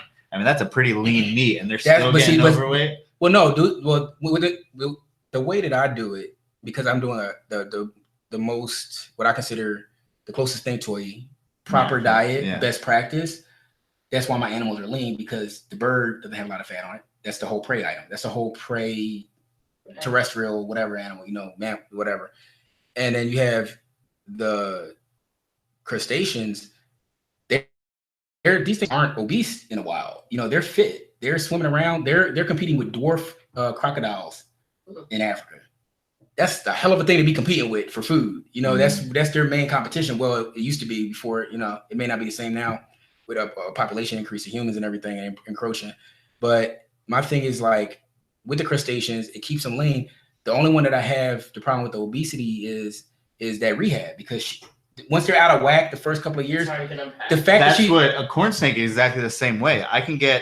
You can get fat deposits. You can get fat that is just, they will keep the same body shape their whole life, even if you can never seem to lean them out. And if you have a fat female, you're kind of fucked as far as if it's really obese, especially in king snakes and corn snakes. That female can be totally, you know, dunzo as far as fertility. And that's the thing where, because they're so everybody thinks reptiles are so separate, and it's really some common practices in regards to feeding and humidity that need to be followed no matter what, you know, no matter what it is. But yeah. He needed more beer. I've been wanting to say this forever. It's funny, the person who actually recommended you for our podcast, he was like, BH Varanus feeds his animals way better than any human. He's like, this is why you have to have him on, because of why he feeds his animals. He's like, and I didn't realize that was a big thing. It's just that I'm like, even my daughter, I have a 2-year-old, and I'm like looking at the boxes. I'm tracking how much fructose is in her diet, which it should be 0. And, you know, my wife would be like, no, you know, I think that the least you could do for something that's in a box is feed it the best you can. Yeah. If I lived in the Midwest, I would have everything Southwest. Like seriously, like I ran out of crawfish and I had them shipped in from a restaurant supplier in Louisiana. Like I don't care. But here's the thing: from a financial standpoint, I manage my money a certain way, so I allot myself a certain amount of money for that to do that. I never exceed that. So if I go and I do, if let's say it's summertime and everybody's eating great and they're just, you know, and maybe I was off one on my volume, that means I can't buy ornates when they come in because I went off of my budget. That. Okay. You get what I'm saying? So that, like I said, the budget is. So you always got to be ready for a good animal. Yeah. So my thing is like now, like a lot of my buddies are buying food because they have more animals and they have all types of stuff. But I don't need anything because it's so cold and I'm watching the gut, you know, the gut load and everything else. This is lasting me longer, so I didn't have to do a crab run to the marinas. Like all the marinas, they know me, so they're like, you know. So I drive all the way to Jersey City for like green crab bait. You know what I mean? Like, so it's my thing is that, you know, and I go a little crazy with the presentation, you know, but you know, I'm not gonna sit here and act like it's totally normal because I get it, you know, because my wife just looks at it sometimes. It's like, really? But you know, this is a testament to my wife is the day I had chicks, and this one day, this is when I used to feed live chicks, you know. Crazy. Yeah. And my wife, she's from the South. She's like, yeah, hand me the bowl. She grabbed a chick, threw it in a bowl, gave it to me. I was like, oh, she's a keeper. Like, you know what I mean? So it's just, it's those girls, they've seen an animal die once or twice, and they're cool. Exactly. So I think with the diet, I think that to me, I think it's done volumes for my animals, their pigmentation, like my animals are bright, they're vibrant, they're healthy, they're crazy, but you know, they're my animals and I know them and I know when to catch them. I use giant gloves that go up to here. I get a little bit of flack for wearing gloves, but dude, I hate when people do that. Like, why would you ever, like, I use a snake hook because I'm not an idiot. You wear gloves because you're not, I mean, why would you want to be scratched up? There's a lot of testosterone connected to the monitor sector. Reptiles in general. Yeah, so it's like, oh, I don't use gloves. I say that's cool, but I don't want to look like I'm like bloodletting. Like I don't want to, you know. Yeah. And it's a thing where, you know, I'm around certain circles, you know, that I don't need to. I don't want to look like a normal individual. I don't want. Yeah, I want to be able to roll up my sleeves when I'm at like a barbecue, you know, in a high sedity neighborhood. You know, I don't, you know, I'm not in the hood no more. I changed my life. Like I need to make sure that all of this is clear. I don't need like most of you snake dudes are already wearing black. You don't need cuts all over your wrists and stuff. Yeah, it's not really. That's not really. I don't want that to be an icebreaker. Oh, what happened, Dorian? And everybody turns around, you know, and it's just like it's just what it is. But you know, my thing is that I think it's one of them things where when it comes to food, like I'm super psycho about it because I just think garbage in, garbage out.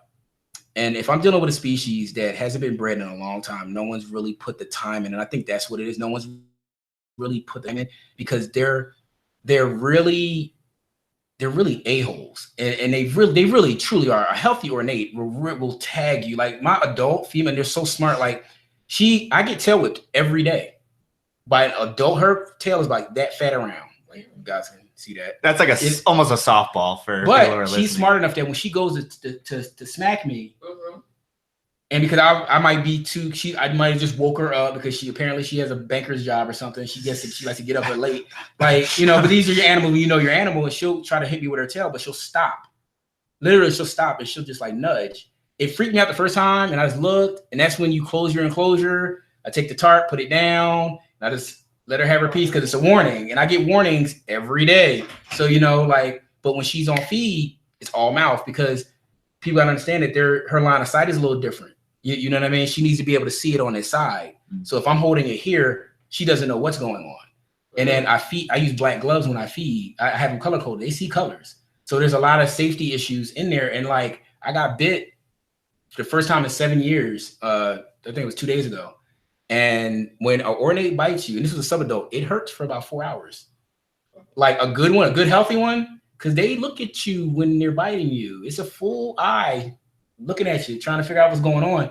And I've been feeding my animals crustaceans, so they don't have any atrophy in their jawbones. You know what I mean? Strong. But it was an accident, because the animal that bit me was a young female that I trained to come out the enclosure to get her food and go back. And she just went to the back of the enclosure and kind of just like froze. And I feel kind of bad, so I just taped it up, And she just had a weird moment where she got nervous. Yeah, it scared her too. So it was kind of like one of the moments where I usually wear gloves. I never put my hand in her cage because I know she's like crazy, but that was my fault because I didn't wear gloves.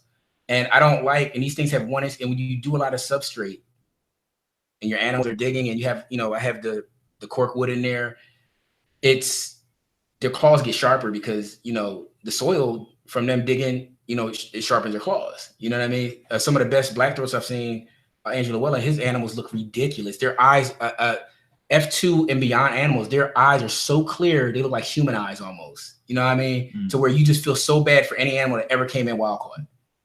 And I'm at that point where I brung up these wild caught hatchlings, and they're now subadults, and I'm looking at how healthy they are. And I'm like, damn. Like, you know what I mean? Like, I kind of do want to supply a captive stock so we can start, not bringing them in the way we bring them in. But, time will tell. But that's where my diet is like, okay, if I put good things in them, good things will come out. You know what I mean? If it's not overweight and I'm feeding it a lean diet and a little bit of fat, because they get fat in their diet. I do throw a mouse in there every once in a blue moon. Though that fat, a lot of times it pushes on the oviducts and different organs. It makes them passing infertiles and eggs a lot harder. You know what I mean? So that's where you get a lot of impaction deaths and stuff like that. A lot of stuff is unofficial. There's a lot of stuff. There's no publications and stuff like that. But no scientific explanation. It's just a lot of stuff that the monitor guys, the powers that be know, but it's kind of like, who's gonna listen? And it's anecdotal from a guy who's in his basement playing with lizards. It's like, rah, rah, rah, rah. And I'm just like, well, I do got a lot of them. That's all I have. And also early in the game, I deal with one species. And when you deal with one species, the monitor community tended to tolerate me, because a lot of them guys just tolerate me. I am not a fan. I am not a fan favorite at all. But I also don't start any crap, and I just, it's just the way it is. You have your lane. Yeah, and you know what? I think everybody does, and I think where I'm cool with the lane that I'm in. I have enough people that I can reach out to if in case of emergency. That I don't need anybody else. I don't need if guys are cool and I get by chance to meet them or whatever, like, cool. If I don't, I have enough of a support system where if it's really an emergency, people go, okay, what do you need, Dorian? You know what I mean? Like, I don't care. Nobody has to like. I don't care if you don't like me. Just answer my question, because I'm immune to the negativity and the ruggedness, but a lot of people aren't. So that's where when I do the channel, that's why I set up like that. That's why I like your channel, my channel. So the information is out there, so people don't have to have the conversation. They can go and look. You know what I mean? And that's pretty much where it is. I know that people can't get to a lot of this stuff, and it's just like, but are you going to talk to 2,000 people individually? Like, the amount of people that can see a video is so crazy. It's like, how could you possibly reach that many people with that information without doing something like a YouTube video. And that's why I did it, because I had to dig into those medical documents and being at the university to like until it closed, trying to get like publication because nobody would help me. You know what I mean? And now I'm at a point where I still grab publications. I just didn't stop. You know what I mean? Now I'm looking at different things. Let me research, beneficial gut bacteria now. You know what I mean? Let me take it to the next level of knowing my animal. You can just always get deeper. Yeah, it's because you need to know your animal inside and out, because if this really is something that you're into, because some people it's a fad, it's an impulse. They're out of it. But for the people that want to sit there and argue and want to go toe to toe, you better come with it, because that's what makes everyone better though. At the same time, when you're we hope. Some people can get real bitter, I guess, but hopefully you're building each other up at the end of it, and hopefully something. And what's better than Facebook? You don't have to have any repercussions. Yeah. To because in the beginning I used to get the IP addresses of people. Like I used to I'm crazy, so it's like, and like my wife put a stop to a lot of stuff. Like she's like I call her Puff. Like she's like my producer, like my manager. Like she manages the YouTube, the Instagram. She like surveys everything. If somebody's getting disrespectful, imagine if you had a Suge Knight. Like she's my Suge Knight. Like she's my wife is my Suge Knight, because she's like she knows how I was before the college, before finance, before all of that. She's like, we don't need you to reverting back to anything, because I'm the type of guy to show up, and it's just, but that's South Philly in me. That's that Philly in me. We're a very in your face type of like town, I guess you could say. You know what I mean? The Northeast in general, it's like is you said rougher. What? It's like you said what? Yeah. Okay, cool. You know what I mean? I had a tech buddy. He was like, IP address, boom. There's not much forgiveness. Yeah. Yeah, it's just like, and it's just, I had to stop because I don't want to get indicted. I don't want this person, something happens to this guy, and I didn't. It's really not that. Yeah, serious. it's really not. It's only lizards. You know what I mean? Yeah. And it's just, my thing is, my wife was like, what if something happens to somebody and you just got an argument with them and they got proof on Facebook? I'm like, oh, I didn't think about that. She was like, this is not. It's like, we're not doing it. She said, I'm going to make you pull the plug on everything. You're just going to have stuff in your basement. I was like, all right, man. Like, what could I have to give my wife that power? Because I knew in the beginning I wasn't mature enough to handle it myself, because I was like, especially with things that you love, you get out of hand quickly just because and you're like, you get passionate about it. So when you get passionate about things, it tends to, and it's conversational and it's Facebook, and it works both ways. These people they're keyboard gangsters, and I'm like, yo, like no one's saying that to your face. And I've had people make fake Facebook pages and then attack me, and it's not really. Oh, we had one of those. Yeah. Oh, they're listen, what? Your trolls. The one that sent the message about you. Oh God, I don't even want to know. Yeah. Well, yeah, that happened. But I wanted to ask you about, and I didn't know that this was debated until I started, listening to more Monitor people. But UV, I thought that was kind of a given that everyone did UV, but okay, so. I mean, I've heard so many conflicting things, and apparently it's like still very debated and hotly debated in the community. But what is UVB? I did like a whole 3 video, like 12 minutes apart, with like stuff popping up. Like, you better watch it after we get done this podcast. You know what I mean? I'll send you the links. Because I'll tell everyone, just put it up under a light bulb, and you'll be okay. Listen, like you're talking to a dude that doesn't mind driving 2 hours for feeders. So this is. That's true. That's like, if it's borderline, you may need it. I feel like you're just going to be like, I feel as though there are papers that prove that. They did a paper on, this is where, this is such an argument. It takes so much energy out of me. I'm glad you guys saved this for last. I probably would have walked out of the podcast. So UVB is radiation based, right? It's everywhere. Mm-hmm. In the daytime, you could be under a plant. You're still getting UVB.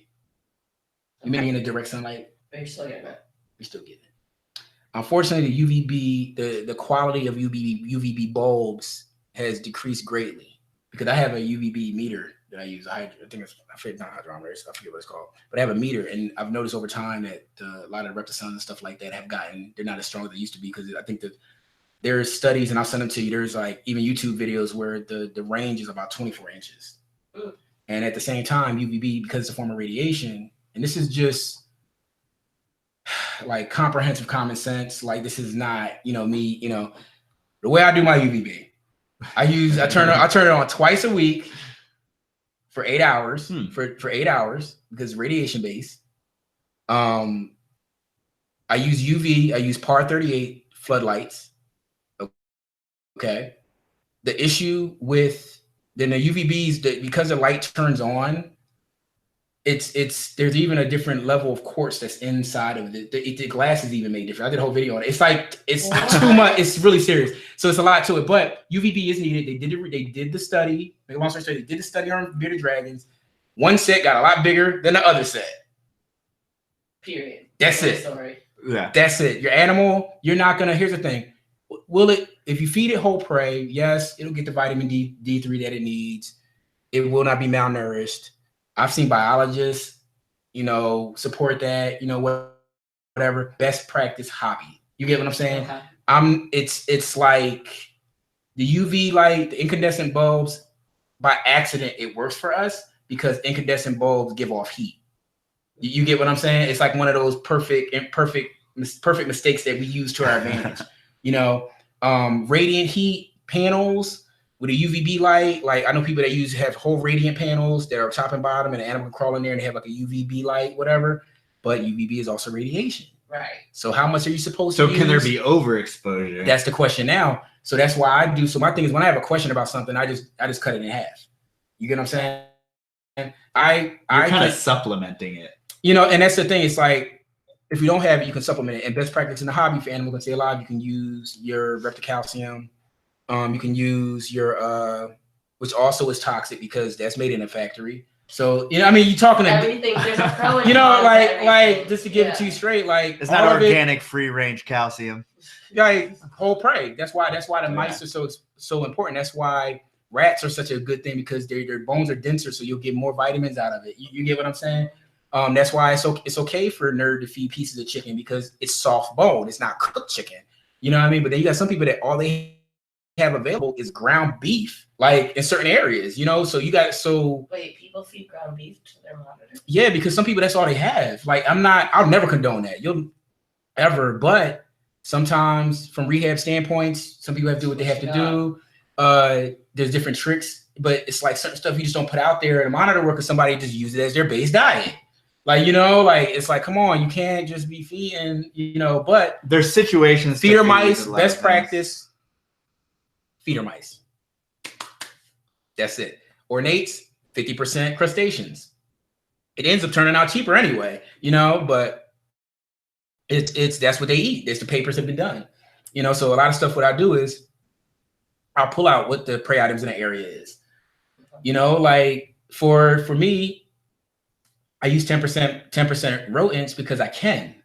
But if I couldn't, right, I would probably raise my own mice and like make sure there's no E. coli on the lettuce when I feed it, because I wouldn't feed it pellets, because they're preservatives, and I would go through this whole thing, but I know that my animals don't really require that for their natural diet. But if someone owns an Ornate and they're feeding it feeder mice, they gotta do what they gotta do. Yeah, you would never want to tell anyone they have to do exactly what you do. Yeah, because I'm going to such an extreme because I feel as though I have to because I'm trying to breed belief in that. I feel as though it's my responsibility. I know that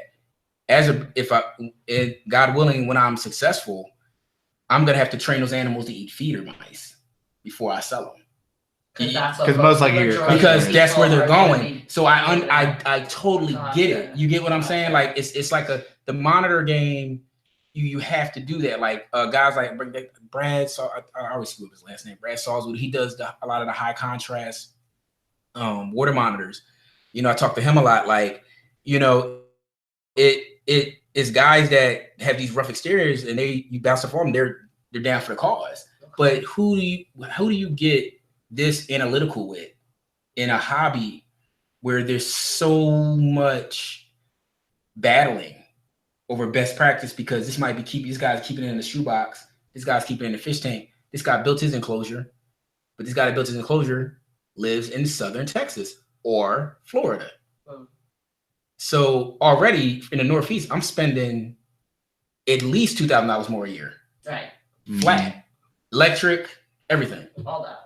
You get what I'm saying? So, and then the guys that are in Michigan, it's even worse, so they really get a lot of respect. And then even they're farther up north. You know what I mean? So it's like, It's this bridge. So you got all these people from all these different areas arguing about how to keep their monitor. And you don't necessarily keep the same because you're and that's the thing. But one thing, a monitor baby is like any other baby, they need their high humidity. Your 70 to 85 range. And and keep the basket hot. Because this thing it's learning how to regulate its body temperature. It's learning, what works. You know what I mean? Your dubia roaches, good base insect, whatever. Even with insects in the U.S., we can't get the huge grasshoppers that would be ideal for a savanna monitor diet. The locusts and stuff like that. You can get them in Europe. Over here, you get them. You can't. They don't play that in the U.S. You can't get them shipped. So it's a lot of different blockades. So somebody in Texas or somewhere else might be able to get them regional. I can't get them. And a lot of the crickets. I'm not going to speak on the cricket thing, but I never feed crickets. I always pick dubia roaches. You know what I mean? Because a lot of crickets have parasites. But you can't tell this to a person that just bought a bearded dragon, a person that just bought their monitor. They're 15 years old. Yeah. They're gonna have anxiety attack. They're like, my animal's gonna die. What am I gonna do? Big Varanus, he said all this stuff, and I'm like, here we go. You know what I mean? Like that's. So I just, it's like best practice, whole prey. That's what it is. Like and any veteran guy that's, especially breeders are more methodical and they kind of know the game. So it's like boom, boom, boom, boom, boom. Because your animal doesn't have to just survive. It has to reproduce and survive through that. And hopefully you hope that they thrive. And that's the thing. Like they live in boxes. I mean, I'm not going to sugarcoat it. It's in a box. I'm doing the best I can with an animal in a box. I think it deserves, a Dungeness crab on a half shell. Like that's that's very upscale. Yours are upscale boxes. But yeah, and that's where everybody's financial situation is different, and I have to be mindful of that. That's why I don't tell people. I just tell people this is what I do. This is what I do. This is how I do it. If you ask me a question, I'm gonna go back to the basics on how I do it and why I don't have problems. And that's how I like to do it instead of being this, and this, because even though like I'm an admin on the Varanus Ornate site on Facebook, I don't govern that page. That's somebody else's page. They just let me be an admin, but I watch a lot of stuff and I'm just like, as long as they keep it whole prey, I'm good. Like you just have to, the feeder mice is what's keeping this hobby afloat. Feeder mice is the lifeblood of his hobby, and that's in best practice. That's the calcium. That's why the organs and everything else. You're not gonna a lot of stuff. Even if you feed pieces of chicken to your monitor, like Nerd feeds they're breeding on site. You know what I'm saying? Like Nerd is a whole nother animal. So it's kind of like one of those things where you might see somebody feed a piece of chicken, but they're feeding so much more. You know what I mean? Like I might feed a chicken wing or a chicken thigh to my adult monitor because I know that she doesn't break down the feathers as well in the winter. She does, but just to take the load off of her gut, gut bacteria or whatever. Because if it's too low, they're not producing the right one. And if it's too high, they're not producing the right amount. They've done the study on agamas and crocodile lizards and everything else. So, why not? Why not be mindful of that? Until someone proves it out. And so my thing is that with the food, to me, food and enclosure first. If your food and enclosure are right, everything else kind of falls in line. I kind of noticed, like, even when I was almost successful with the pair I had, everything, they had an 11-foot run, and they were just chilling, and I gave them their privacy and they had their lighting and they had their humidity, even with my male, like a lot of ailments come out when you feed an animal what you're supposed to feed it. It's not being masked by being obese and overfed and fed incorrectly. You know what I mean? So because even the animal that passed away with cancer, I knew it wasn't a good feeder. It just never dawned on me to think to get an ultrasound because it was already a male, proven male, So it was a thing where I wasn't mad at the guy I got it from because we knew what time it was. It was a rehab that was given to him, So you weren't expecting this to be like 100% immaculate animal. Well, no, I knew what I bought. I know what I'm buying when I get into it. Like sometimes, like I like people to be honest. I like people to be honest with me. When I'm buying an Ornate, I know if Ornate does not get what it needs in the first 24 months, statistically, most cases, they die year 6. For me to have a 10-year rehab is like, that's what people are like, it's still alive. I'm like, yeah, that's crazy. We just lost a real big Ornate monitor, like damn near 7-footer, huge, had a head the size of like a dog almost. It was a rehab. It's those animals we get from somebody else starting it incorrectly. And it was sad because that animal, I was trying to buy that animal off the guy. I offered him like $5,000. Like I plays no games with some Ornates. Like I'll spend some money on Ornate. That don't mean out there that I'm gonna buy your Ornate. Yeah, people are about to start coming out of the woodwork. You better be feeding Dungeness crab on a half shell for me spending like $1,000 on something. But it's just like, that's what I like. That's my species, and I think that's why I get even a little bit of respect I get because I deal with one species. I'm not all over the place trying to flip animals. Whoever does that, do your thing, whatever. But it's my one species. I focus on that. I'm watching them. That's what I'm doing. Even Brad Salisbury, and I know I'm butchering his name. Like he told me, he said, dude, just sit there and watch your animals. Enjoy your animals. And that's what you do. My enclosures are covered, but my animals like their privacy. I had too many issues with having them being able to see out. To me, how crappy is it to be able to see out, but you can't get out? You know what I mean? True, yeah. Nothing against people with windows, because I do have a big window on my other thing, but I had to cover her enclosure because her stress level was so high.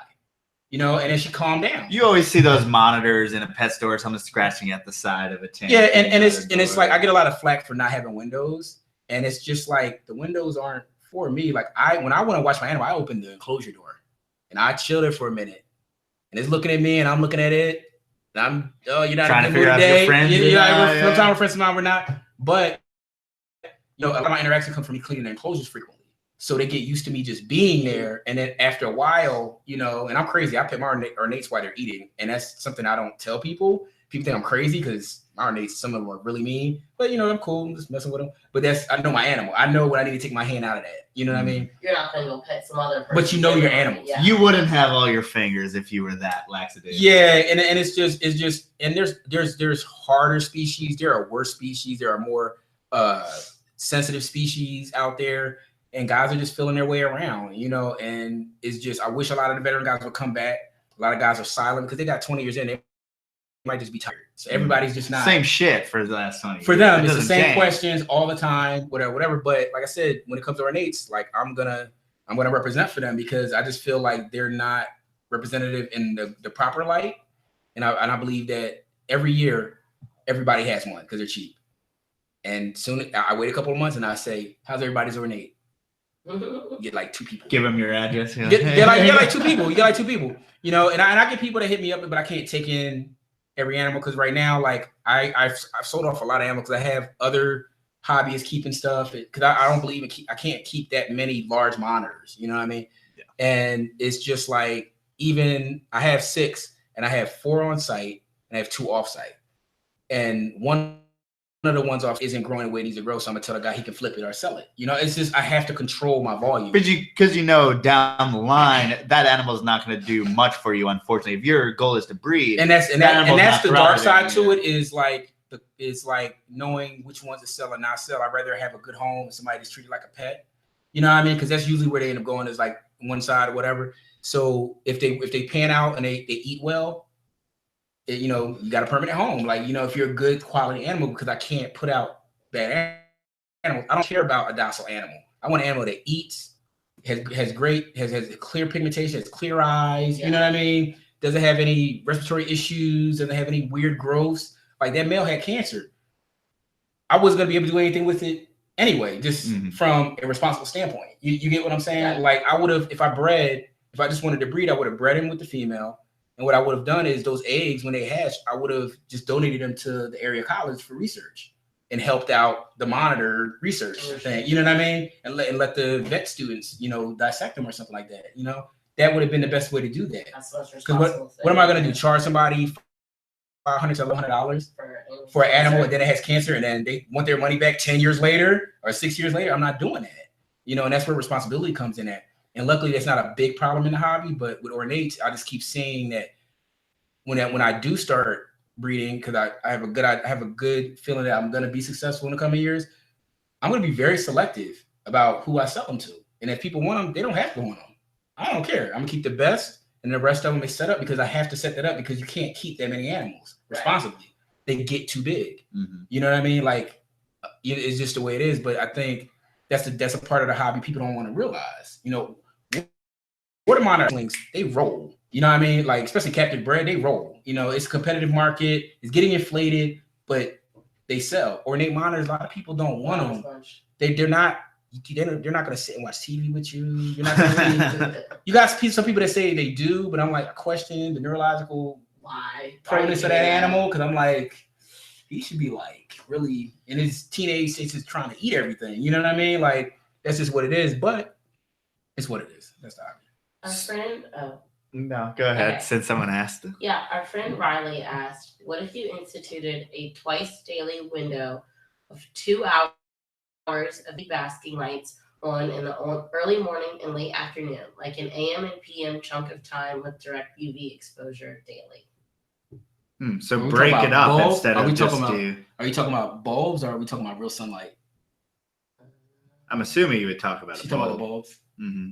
We'll see when Riley answers, but he was talking about bulbs. Well, like, yeah, what if you broke it up instead of like a few days of full sunlight? You did some every day. Do you think it matters? I think that, and like I said, it's a sticky subject. I know when I get off of here, like, I'm gonna get reamed on even speaking on it, but it's just like, I believe in radiation because radiation believes in us. You know what I mean? And I believe that too much of anything is a bad thing. And I think it's a good balance. And I think that however you're doing it, I do think that it should be on for a 12-hour period. You know what I mean? Because if you look at it, when the sun's out, you know, it's the radiation is everywhere. It's in the shade. It's everywhere. You know what I mean? So my thing is, I think that I don't think you get a lot of benefit from doing it on off unless your timers is working a certain way. Your electricity is kind of I don't see where the benefit would be at. But at the same time, I haven't done the papers or the calcium tests on their bones to say that the way I'm doing it is the right way, and I shouldn't be keeping them all the whole time. But I know a lot about radiation. You know what I mean? And I know a lot. I know too much of anything is a bad thing. So that's why I do what I do just to be safe. Some people do 3 times a week. I've read papers where they've toggled it and they've done on-off cycles, but 12 hours on, 12 hours off, that's not going to hurt anything. It's not going to kill your animal. You know what I mean? Yeah, I think it's interesting because obviously some people don't do it at all or don't. Yeah, exactly. So like, and a whole prey diet your animal will be fine. It's just that to me, I want every inch of growth out of my animal. And my thing is that UVB bulb you don't even know what the intensity of that bulb is because you're not testing the bulb either. You don't have a UVB tester. You know what I mean? So yeah, because those bulbs wear out in a certain amount of time, right? 6 months. Wow. And it's like $20 a pop almost, depending on where you buy it from. And because we were talking about, and you were like, oh, I didn't build enough fixtures in the first one. So are you doing like the length of the body, or how long is the strip of UV? Or I have a huge burn on my adult female that she got when I first got her. And what happened is that, and I bitched and complained to everybody in the hobby that didn't like yell at me for not doing it, is the first enclosures that I was building one fixture. Well, she was growing super fast. So she wasn't thermally regulating evenly because the part 38 floodlight was focusing on one part of her body. And what happened was that she went through a shed. Her skin was a lot more sensitive. She ended up with a 3rd-degree burn. So, and it's almost totally gone now. Now it's a surface burn. That's why she goes to the vet like twice a year, you know? And so after that, I talked to a couple of guys and they were like, yeah, that's why we do 2 and 3 lights. I'm like, why did you guys tell me that?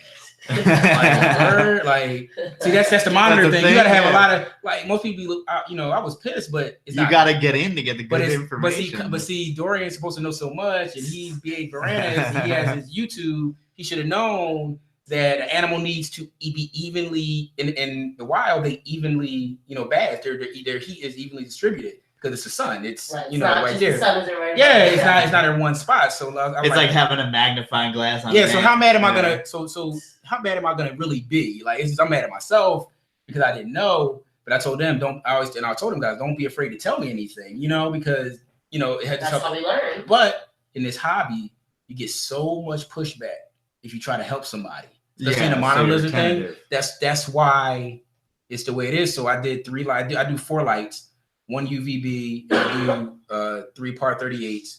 And UVB, depending on, like, I'm a little lackadaisical with it, but I do have my juveniles and my subadults, they have UVB. It's not a question. My adults, it's more or less dependent. The their light's evenly distributed. You know, it's everybody's basking. And honestly, some animals like to attack the lights. It's just monitors are crazy. Some monitors lick the lights. Like, it's just because I have to get cages now to protect all the lights. I have a monitor that I don't know how it unscrews every light every day, and I have to go like they're smart, dude, and they're bored. They're in a box. Like, what are you gonna do in a box? It's like putting a little kid and then giving a kid a crayon and trying to figure out why he drew all over the walls and lock them in the room. Like, you know, hopefully nobody ever does that. But that's the thing. Like the par 38s, when you're putting, I have them in a row. I get evenly distributed. Burns have decreased by 90%. You know, some animals just, they fall asleep under the light. They're in a box. You know, you get what I'm saying? Mm. But the good thing about that is if your humidity's right and there's moisture in the air, a lot of that takes away from how crispy their skin is and how dry their skin is. It takes away from the proneness of them getting, you know what I mean, of getting burnt. So that's another reason why it's just special little, you know, I'm not worried about it because I know I have 80 to 90% humidity. You get what I'm saying? So, and once I went, and it was hard for me to really establish it at first, because once I started really getting everything together and figured out how to do it and sealing my enclosure, which is the most important thing, then I never had burns. You get what I'm saying? And there's veteran guys, burns happen. Like people don't want to admit it in this hobby. They happen because animals are individuals. Anything can happen. A light could come down, it could burn the animal because it's a hot light. You don't know what really happened. I've come in and seen whole fixtures ripped down. You know what I mean? And this looking tantrum. But they have activity. They have activity time during the day. I'm not gonna fault it. You know, it's living in a box. Yeah. It's living in a box. So my thing is that that's always a sensitive topic with burns because you'll see it a lot because people won't have the proper temperature, so the animal just lays into the heat and it's just trying to get its whole body regulated when it needs another light, it needs another space. So I have my par 30 spaced out about 8 inches apart, 6 to 8 inches apart. So that gives them everything they need. You get what I'm saying? Mm-hmm. And in the winter, I just make humidity extra high because I know just in case the temps drops or the ambience get funny, I know at least they got enough humidity where they won't get like dry skin and they won't be more prone to a burn. You know what I mean? And that's it's all from an arguable standpoint. You're always gonna have somebody that says something, but I'm watching it, and if you just from a rational standpoint look at it, you know what I mean? It's just I'm always worried about husbandry. That's all I care about because my animals are already there. But so interesting when you just have one thing. Like I don't have like several things that you get what I'm saying. Yeah. So it's like it's just one of those things. I don't have like a park or anything like, you know, Nathan Sweeting down in Smoothwater Wildlife Park down in Florida. Dude has like crocs and gators, and he has a whole wildlife park. He has water monitor, best water monitors I've ever seen in the hobby. I don't care what anybody says, you know, as far as health and wellness, because they're outside and they have the humidity, have everything. He's in Florida, you know. But my thing is like his practice, he'll never have to worry about burns. You get what I'm saying? Is there something, because like I know certain tortoise species and stuff, like if they're Florida born, they don't do well anywhere else because they're used to that perfect humidity that's totally constant. Honestly, I'm gonna tell you, like I believe it, and I'm gonna tell you, like I don't have any animals to prove that out, but me and Nathan spoke about that, and I was like, I'm almost scared to get because if he starts producing, because he's like, it's only a matter of time before he starts like because he's gonna like because he just let them do what they do. And yeah, I mean, I've seen the animals. I've never seen water monitors.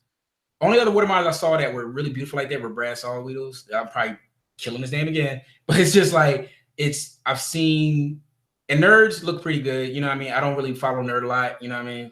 But what I'm looking for, I'm looking for clarity of the eyes. I'm looking for clear nostrils. I'm looking really deep into it, and because I speak to Brett on a regular basis, I'm paying attention to this stuff a little bit more. But at the same time, like those waters, they're regular waters. So I'm not saying that they're better from. But they look. I'm not saying from a morph standpoint, but from a health standpoint, we're in the north. We're in the north. Nothing's gonna beat. So that this guy has whole man-made lakes down there. Like, ain't not beating him. Like on your best day, nobody's gonna. If he took one of Brad's animals and one of Nerd's animals, it would look like a totally different animal. Right. It's just one of the facts that we have to deal with. Like I would love, even in Philly, it's so questionable. You can't even do an outside enclosure. You know what I mean? Because we're in the city and it's just like the noise and everything else, and then the humidity isn't right. That's true. There's a spook factor as far as always. Yeah, and Ornates, when they spook, they break things. Like it's just because I got big animals, so it's not like So it's I think a lot of it just comes down to, when it comes to UVB lighting, it does work. The papers are out there.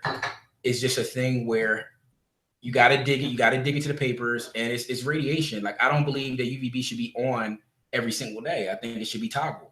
Whatever that schedule is that person has on it is going to help the animal. You know what I'm saying? Even if you just do 6 days out of the week and 1 day off, at least you gave it a break. It's not, it's radiation. That's what UVB is. It's not, and it's very direct, it seems, in comparison. And that's that. But at the same time, with the lights and the intensity of light and whether or not the person judged the intensity, it's just the thing about the reptile hobby is we're using all these unnatural items to try to make these natural things happen. It's the biggest contradiction known to man. You know what I mean? It's just like, the only thing I could say is best practice.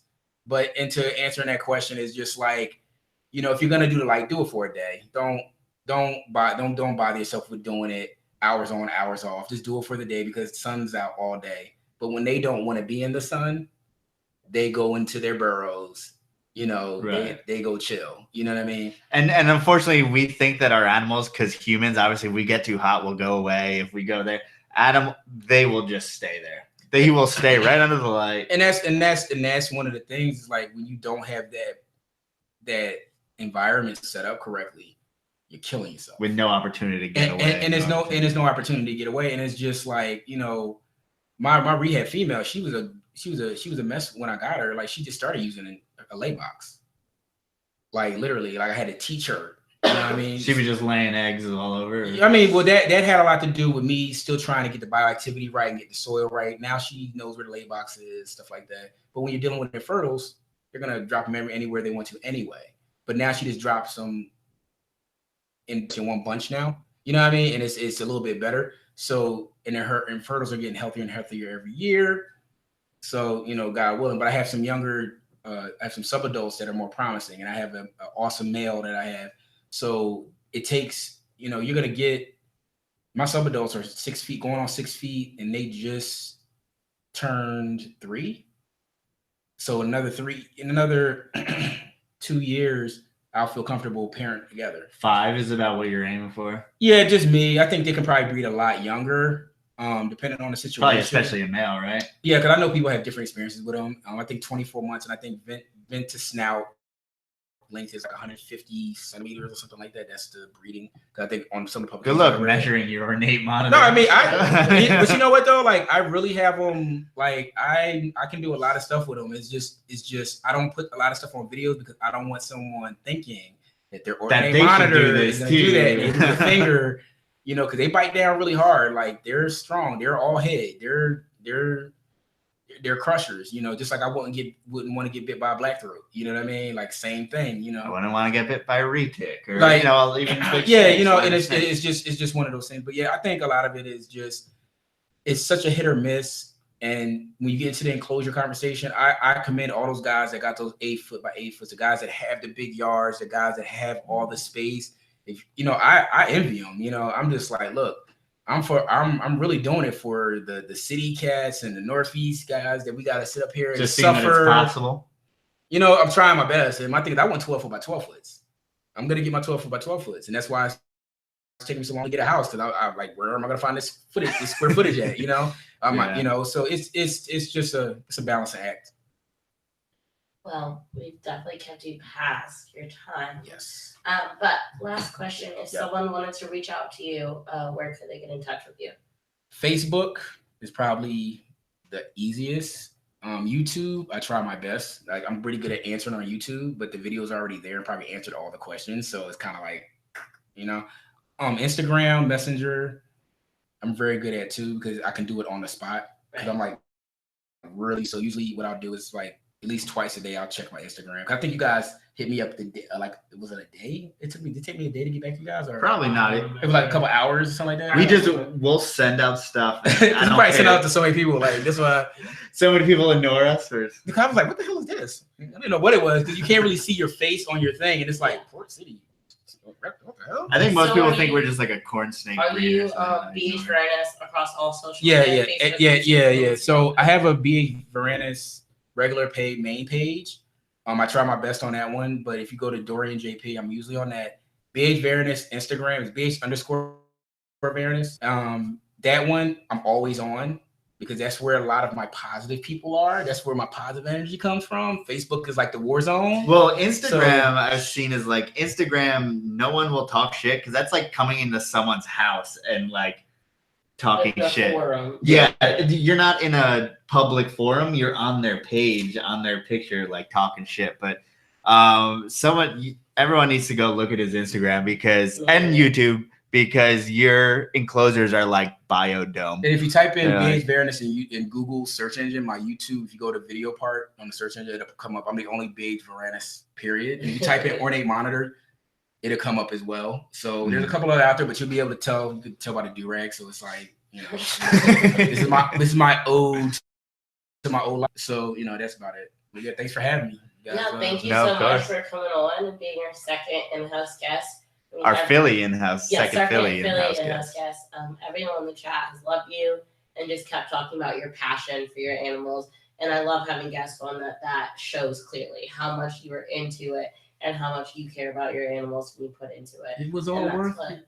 That's what we want, that's what we want our podcast to represent. People who are passionate and are doing the most for their animals. And spend a lot of money on random crustaceans. Oh my God! Like this is actually my first write-off year. Like so far we're sitting at 3,700. Woo! Yeah. Cool. Okay.